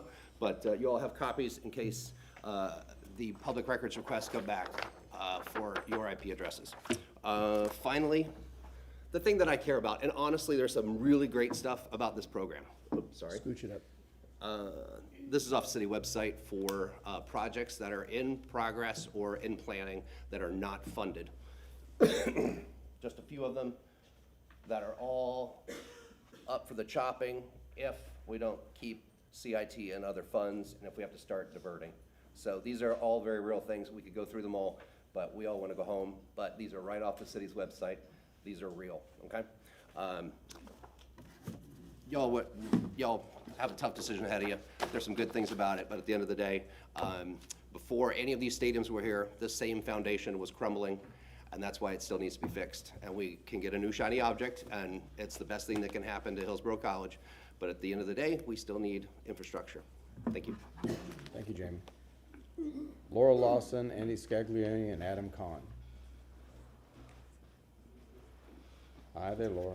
Hello, good evening, council members. I'm Laura Lawson. I've lived in Tampa for about 28 years, I think. And I'll be honest, I love the Rays. I love baseball. Of all the 4 big sports, it's my favorite one. But you know where I loved the Rays? I loved them over in St. Pete, where they could afford them. We have 2 teams already. This is about expanding our family of teams. And I heard a lot of talk about do no harm today, but I'm not feeling the do no harm part of this. I think this is going to do harm to our budget, significant harm. I think it's going to do terrible harm to our tax collector's office. I think it's going to do harm to our traffic situation on Dale Mabry Highway right out there at rush hour. And I think it's going to do terrible harm to Hillsborough College. And I'm really frustrated that no one is really focusing on this. One thing we have to remember is that the Hillsborough College Board is appointed by the governor, who is good friends with the owner of the team. So the loss of local funding for a want is bad enough, but destroying, like demolishing a college with no plan to rebuild it, there's wide agreement among economists that stadiums don't generate relevant fiscal impact. It's just not true, just like Leslie just told you. There's also wide agreement among economists that community colleges are an excellent public investment that generate a high level of return on investment for taxpayers, for the community, for the students. So now the college is funded by the legislature, and so what we're hearing is 2 parts. We're hearing that, oh, the college is in disrepair, and the only way it could ever be rebuilt is to give it a baseball team. But that doesn't really make sense, because the same people that are funding the college right now are the same people that are going to be responsible for funding its reconstruction, the Florida legislature. And I went to look at the budget. You know, they're still working on that. The Senate has $50 million set aside for Hillsborough College. You know how much the Florida House has? 0. And $50 million isn't anywhere near to making that college whole. Now, the way this is going, bigwigs are going to be partying in skyboxes at that stadium on the ruins of the college. Hillsborough College is currently renting temporary, so the students will be in those temporary buildings to learn, and that's just not right. They have 27,000 students on that campus learning every day, which is more than the team typically gets in turnout by the way of fans.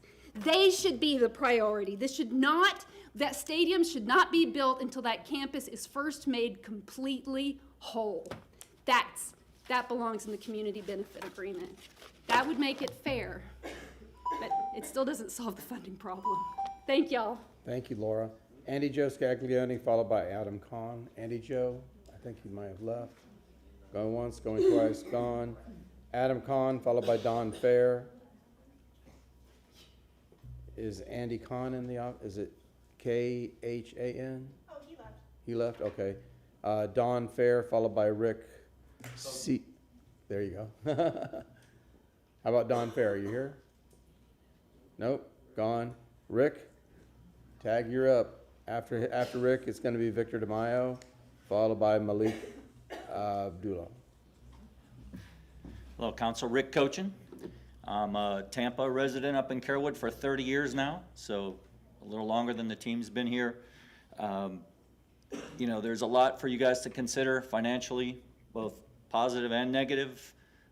You know, looking at this as a whole, tough decision.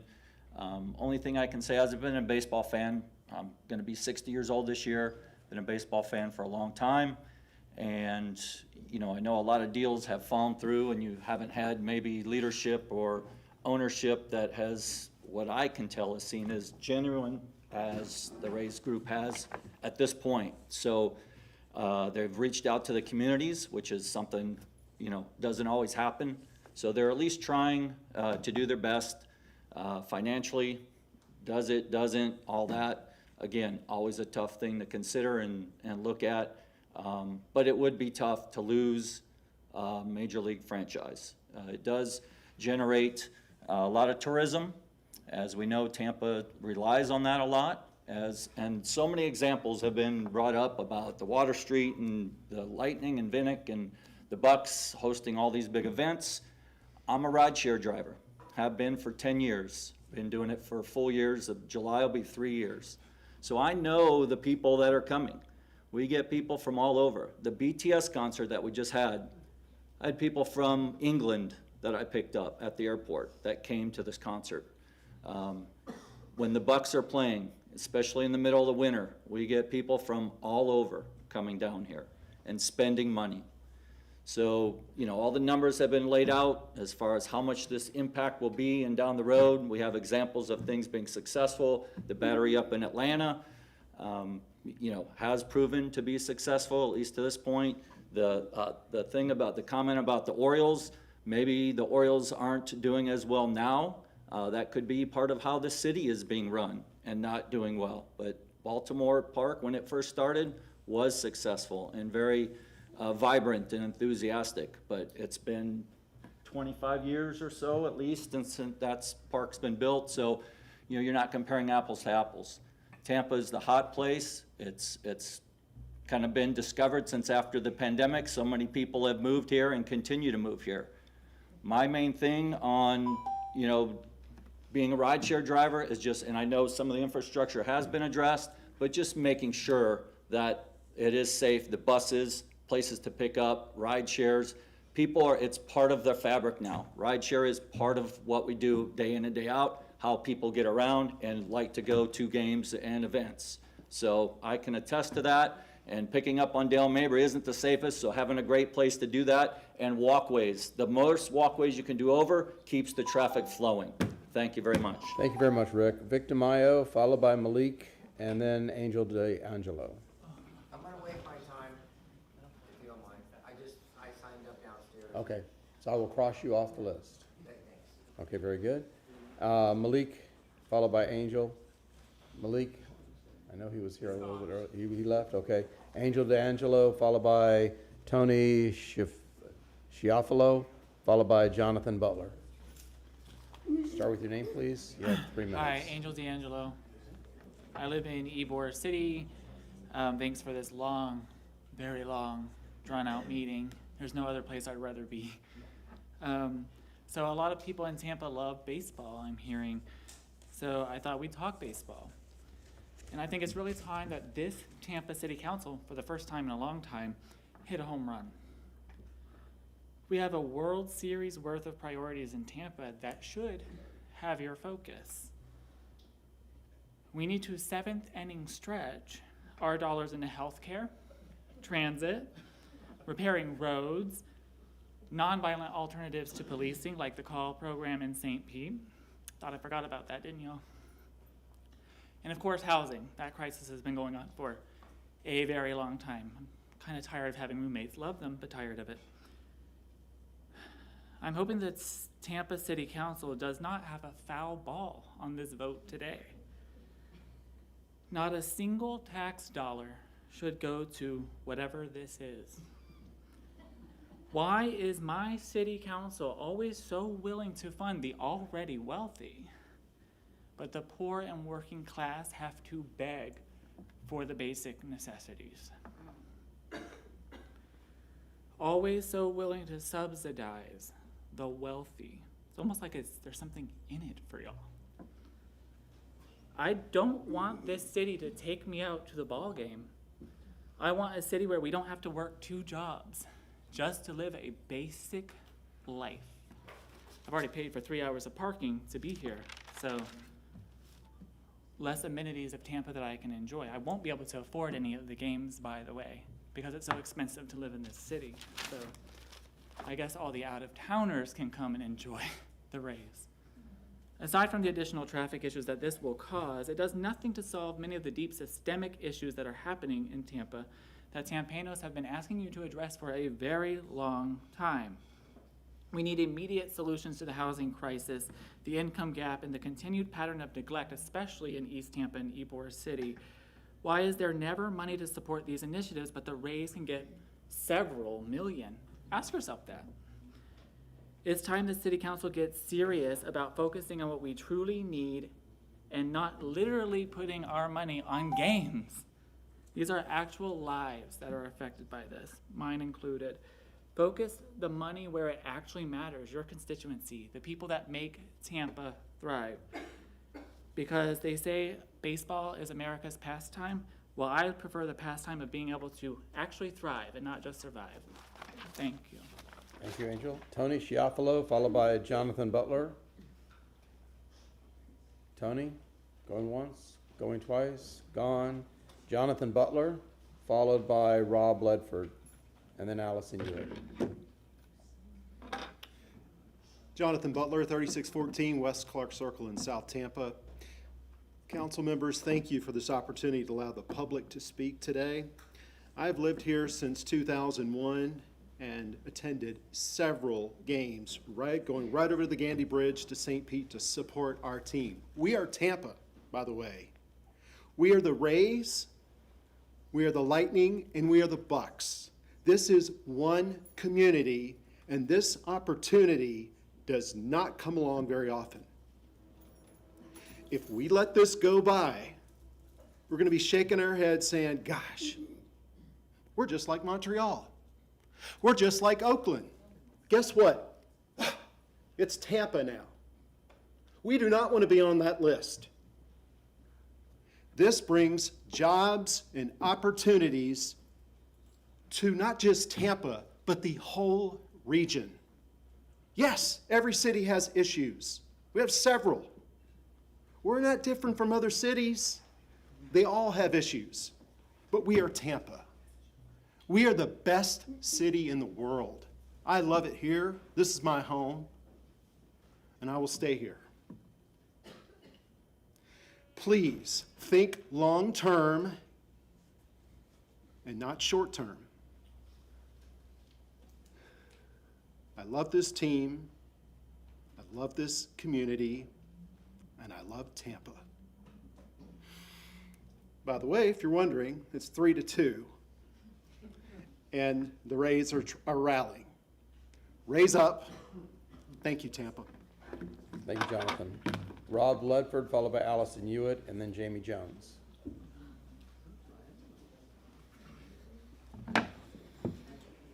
Good evening, Chairman, City Council. My name is Rob Ledford. I am here on behalf of the Tampa Bay Chamber. It is my pleasure to be the chair for the 2026 year for the Tampa Bay Chamber. On behalf of our board of directors and over 1,400 business members, I want to thank you for the opportunity to speak tonight to make sure we keep the Rays in Tampa Bay. The Rays are more than just a baseball team. They're an economic driver and a source of community and regional pride. They're a key part of our identity as a growing competitive market. Keeping them here matters to our business community and the folks that we represent. This is for long-term success of our region. We're encouraged by the vision. It's an exciting project, their proposed stadium. The potential for job creation's significant. A key part of this development is the mixed-use opportunity and the support for education to continue our workforce development.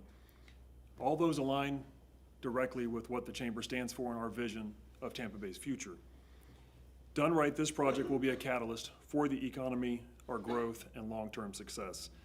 At the same time, as the voice of business in Tampa Bay region, we believe it's essential to fully understand the financial and business terms associated with this proposal. A project of this magnitude structured in a way that is transparent, fiscally responsible, and delivers measurable returns for this community. It is important to also look at this agreement and make sure it doesn't come at the expense of our long-standing success of other assets within Tampa Bay, specifically the Buccaneers, the Lightning, and George Steinbrenner Field. These institutions helped shape us for the last 30 or 40 decades. 40 decades? 4 decades. Additionally, transportation infrastructure, neighborhood impact must be part of this conversation to ensure the development works not just for visitors who come here, the 10 million that'll come every year, but the folks that live adjacent to this day in and day out. This is a rare opportunity to create something transformative for Tampa Bay. We remain optimistic and engaged. We are committed to working alongside all of you to make sure the path forward keeps the Rays in our region and delivers a project that benefits our entire community.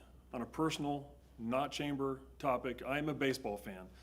Born and raised playing baseball, grew up in Florida. The only place to see baseball was minor league or Atlanta.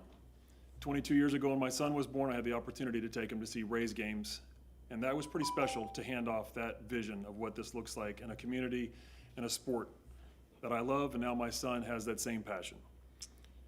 Chairman, council members, thank you for your leadership. It is a tough decision. Thank you for your consideration. This decision will hold long-term value for our community and for our region. Our businesses, our economy depend on long-term vision. Thank you so much for your time. Thank you, Rob. Allison Hewitt, followed by Jamie Jones, and then M. Nye. Good evening, Allison. Good evening. I'm Allison Hewitt, resident and business owner. I'd like to address the public funds to be intended to use solely for the stadium. And if that's the case, we are facing a fundamental structural issue that warrants immediate reconsideration. Because under Florida Statute 163, Part 3, CRA funds are not designated to subsidize private facilities. They exist to drive redevelopment, eliminate blight, and most importantly, to generate long-term public benefit. So if the CRA funds are to be utilized in this project, we do need to do more than just contribute to construction. And as Councilman Carlson said, that y'all are not at the table as city council, but I say if the CRA dollars are at play, then somebody from the CRA board needs to be at that table to negotiate on behalf. Not to try to beat a dead horse, but your agreement with the city does not negate your ability to negotiate what the funds that you are responsible for, that you are part of those negotiations. So the way the project is right now, from the base of the materials I've read, the Rays retain stadium revenues, naming rights, sponsorships, and control over the mixed-use development, and meanwhile the public is being asked to contribute a substantial level. I believe that we should not look at this as a subsidy. We need to look at this as an equity position in a large-scale development, especially in the CRA. And so that means we should have some defined ownership interests, participation in stadium-related revenue, and so that way we're not waiting for the tax dollars to come in, but after we have potentially a waterfall payment that we, the community, the CRA, the city of Tampa, is participating as a equity partner and not as a subsidy. I will do as a reminder, GasWorks, which is a $2 billion project, leveraged the TIF dollars as a pay-as-you-go structure, where the private capital advanced infrastructure costs and was reimbursed only as new tax value was created. So we have an opportunity now to do this right, not to simply but build a stadium, but to build lasting public wealth for the people of Tampa, and with especially with Drew Park. Thank you. Thank you, Allison. Jamie Jones, followed by M. Nye, and then Bishop Michelle B. Patty. Hi, Jamie. Start with your name, please. Thanks. So, Jamie Jones, West Tampa Heights, and I want to get through as much of this as I can, so I just wrote it all down. And hopefully I have some time at the end. All right. City Council Good evening. Thank you for allowing us all this time to provide our feedback on the Ray Stadium. I have the privilege to live and work in West Tampa. I'm a planner and the president of the West Tampa Heights Neighborhood Association, just to the east of this development. Our organization exists to build community from the bottom up. We look out for one another, lend our tools out, cook for one another, do neighborhood cleanups, throw block parties. And it's really important for you guys to know that we would be celebrating Cinco de Mayo today if this wasn't so important to us, right? This is going to have an incredible impact on my neighborhood and our daily lives. And to make sure you all know what we need out of this deal if you intend to support it, we're here as much as in force as we can. Just in case I run out of time, please know that my main points here are that we find the need for continual discussion, or we find the continual discussion about redeveloping our pocket of the city without a plan beyond the ballpark boundaries extremely egregious. There needs to be a stadium district with a budget and some teeth that follows the new stadium. We're contemplating adding a third stadium within a stone's throw of all of our homes, right? This needs to be its own planning district, something that we talk about with transit, that we talk about with housing solutions. And really, right, a big part of this, of my offense to this all, is that my neighborhood is over 70% Spanish speaking. And I have seen almost no outreach in the Spanish language to make sure that all of this is going to get through to them. And just like my Vice President Atlanta said, we speak a different language when we talk about land use, when we talk about policy and things like that than the normal person, right? My neighborhood, again, is $40,000 is the median home value. The only way that my neighbors are able to survive is by using their own creative housing solutions already. And then we bring a multi-billion-dollar, 8 million square foot project down the road. This is going to have insane impacts, right? And the homestead exemption is only going to save a few of us. And we have to be well educated. We have to understand what to do to navigate that. And we need help, right? And it's not just going to be 250 affordable housing units. We need more than that. Thank you very much. Yeah, yep. Victor DeMaio, you are out of order. Keep it down back there. Okay, just so y'all know, the council chambers, the acoustics are really good, and even if you're whispering in the back, it just comes right up here, and it's very distracting. It's tough to pay attention to the folks that are speaking when you're speaking in the back. Okay. M. Nye, is there an M. Nye in the house?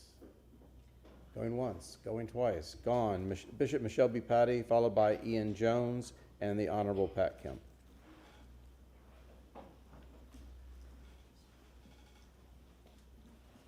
Good evening, Council.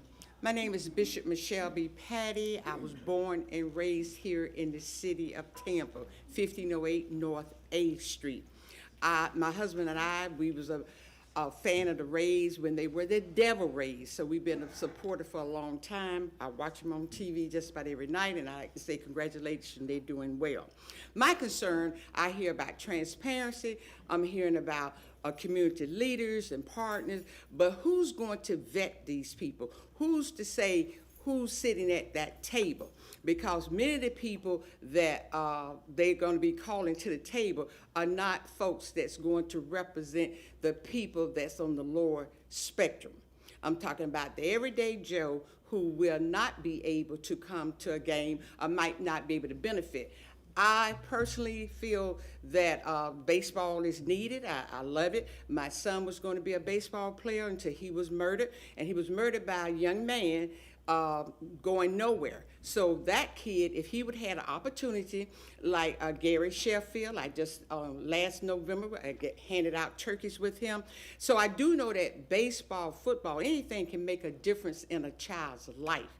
But I don't want the same old people being identified to represent the masses of the folks, and they get the money and hold it.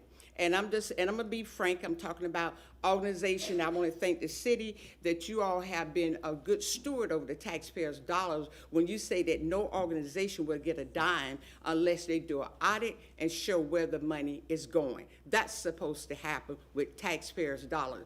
And that is not something that the NAACP does.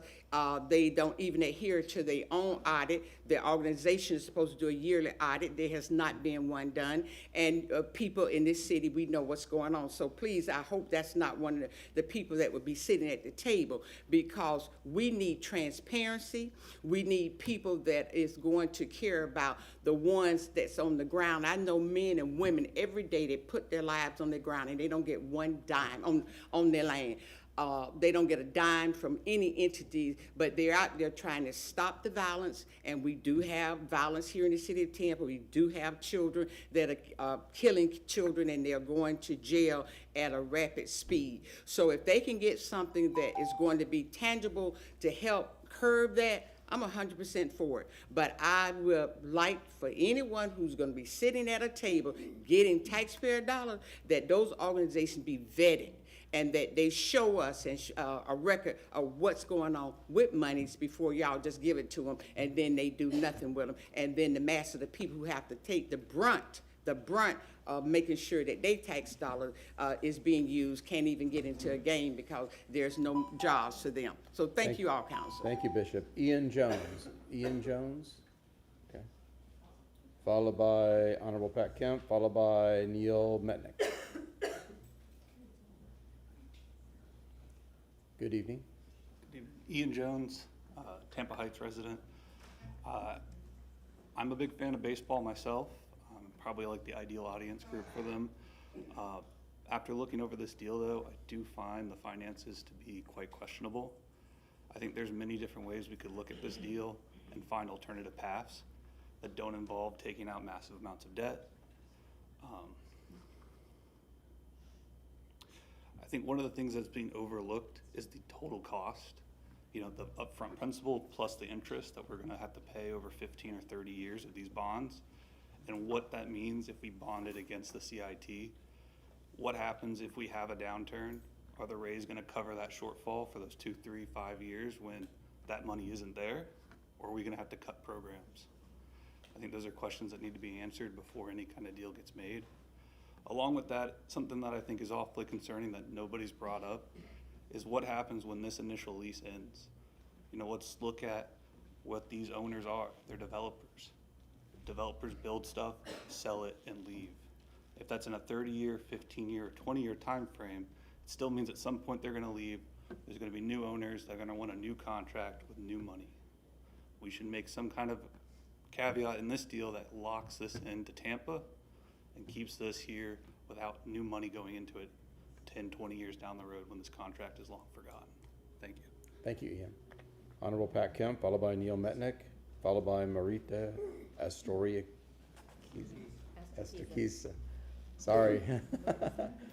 Go ahead. Hi, thank you all for having me tonight and everyone else, and I've heard a lot of great comments tonight. I'm here because I really didn't want to be commenting on this, but, Pat, start with your name. oh, I'm sorry, Pat Kemp, former Hillsborough County Commissioner who worked on this over the 8 years that I was there. And one of the things I did in my 8 years was do a lot of research on this because I thought it was going to come just like this. You get no information, all of a sudden it's thrown at you. You don't have any alternative information. You're in a bubble and you have too little facts. And as someone said here, or I'll say this, the lack of transparency, the lack of facts, someone said the shallowness of this is stunning. And that's why I decided to come and speak out tonight.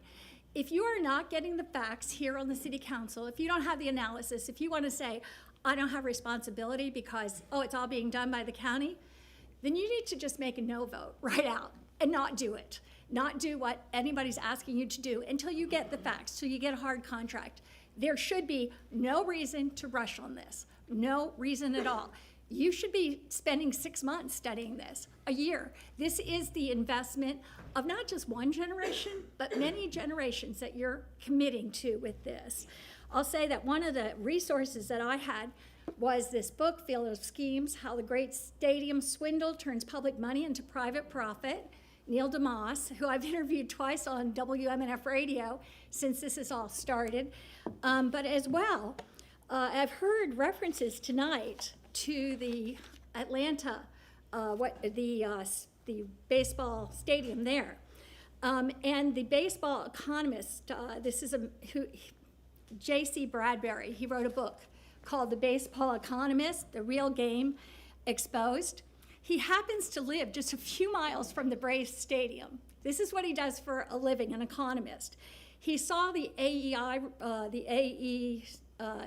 AECOM report here, and this was his comment. I've seen the report. As I expected, it's mostly a pile of useless numbers of dubious origin. It's pseudo-economic drivel with the analytical rigor of a junior high science project. You all need more than that.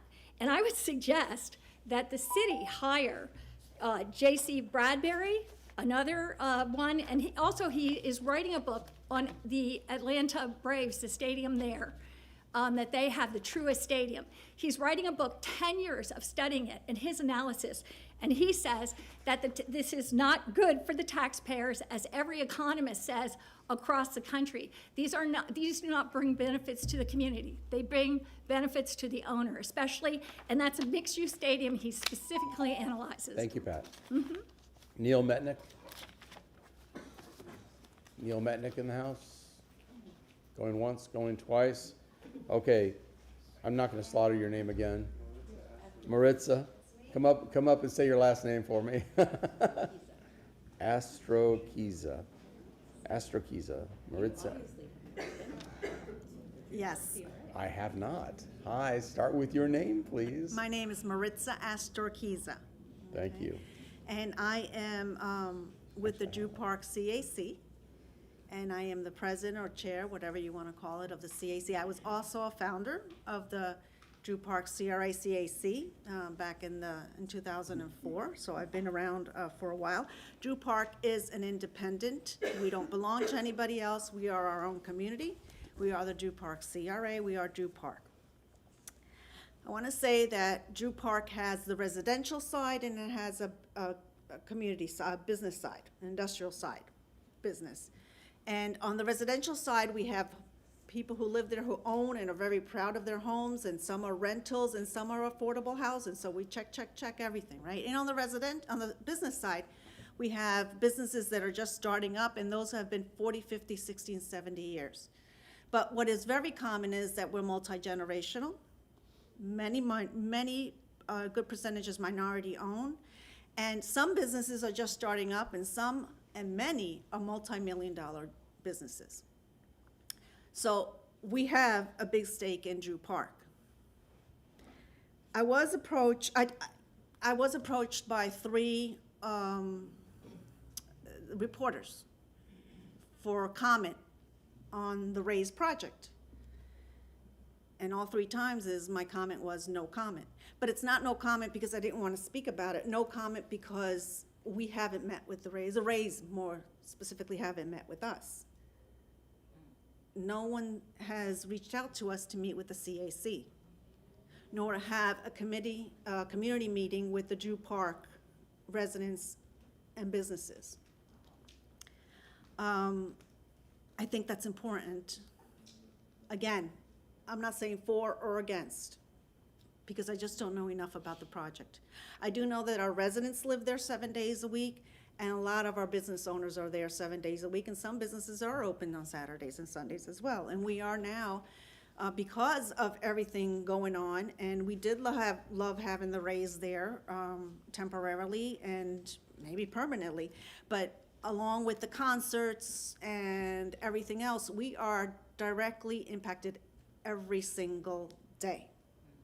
And so I'm there and I'm going, okay, so are we gonna get some, help with our infrastructure and the repairs of our streets and everything else that goes along with a lot of traffic? Also, some things I would have liked to have spoke to, is gonna be a vendor program, a certain amount, to help, come back that are contracts for the people that are already working there. you know, there's a lot to be talked about. And again, what's my comment? Not much of a comment because we haven't had the conversation, and which I think is important. Thank you, Maritza. Basically, that's it. I'm done. Thank you. Have a beautiful night. I suspect you're probably gonna get a call. Okay, the last speaker is gonna bring it home. She's gonna close us out. The one, the only, Keela McCaskill. Good evening, Keela McCaskill. You know, the mere fact that Drew Park has not had a conversation with this team is disrespectful, number one. They are directly affected.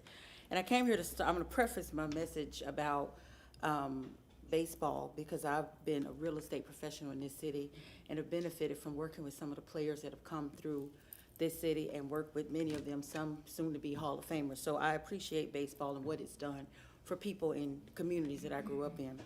But I wanted to come tonight to talk through the project and how it would impact a certain group of people, but I also wanted to mention that I kept hearing the reference on Water Street. And from my memory, I think my receipt showed me that Vinnick had just about funded his deal. He didn't need the $100 million. It was offered. It was offered, I believe, because they wanted their name on that project so bad. But it was almost funded. I don't think he needed those funds.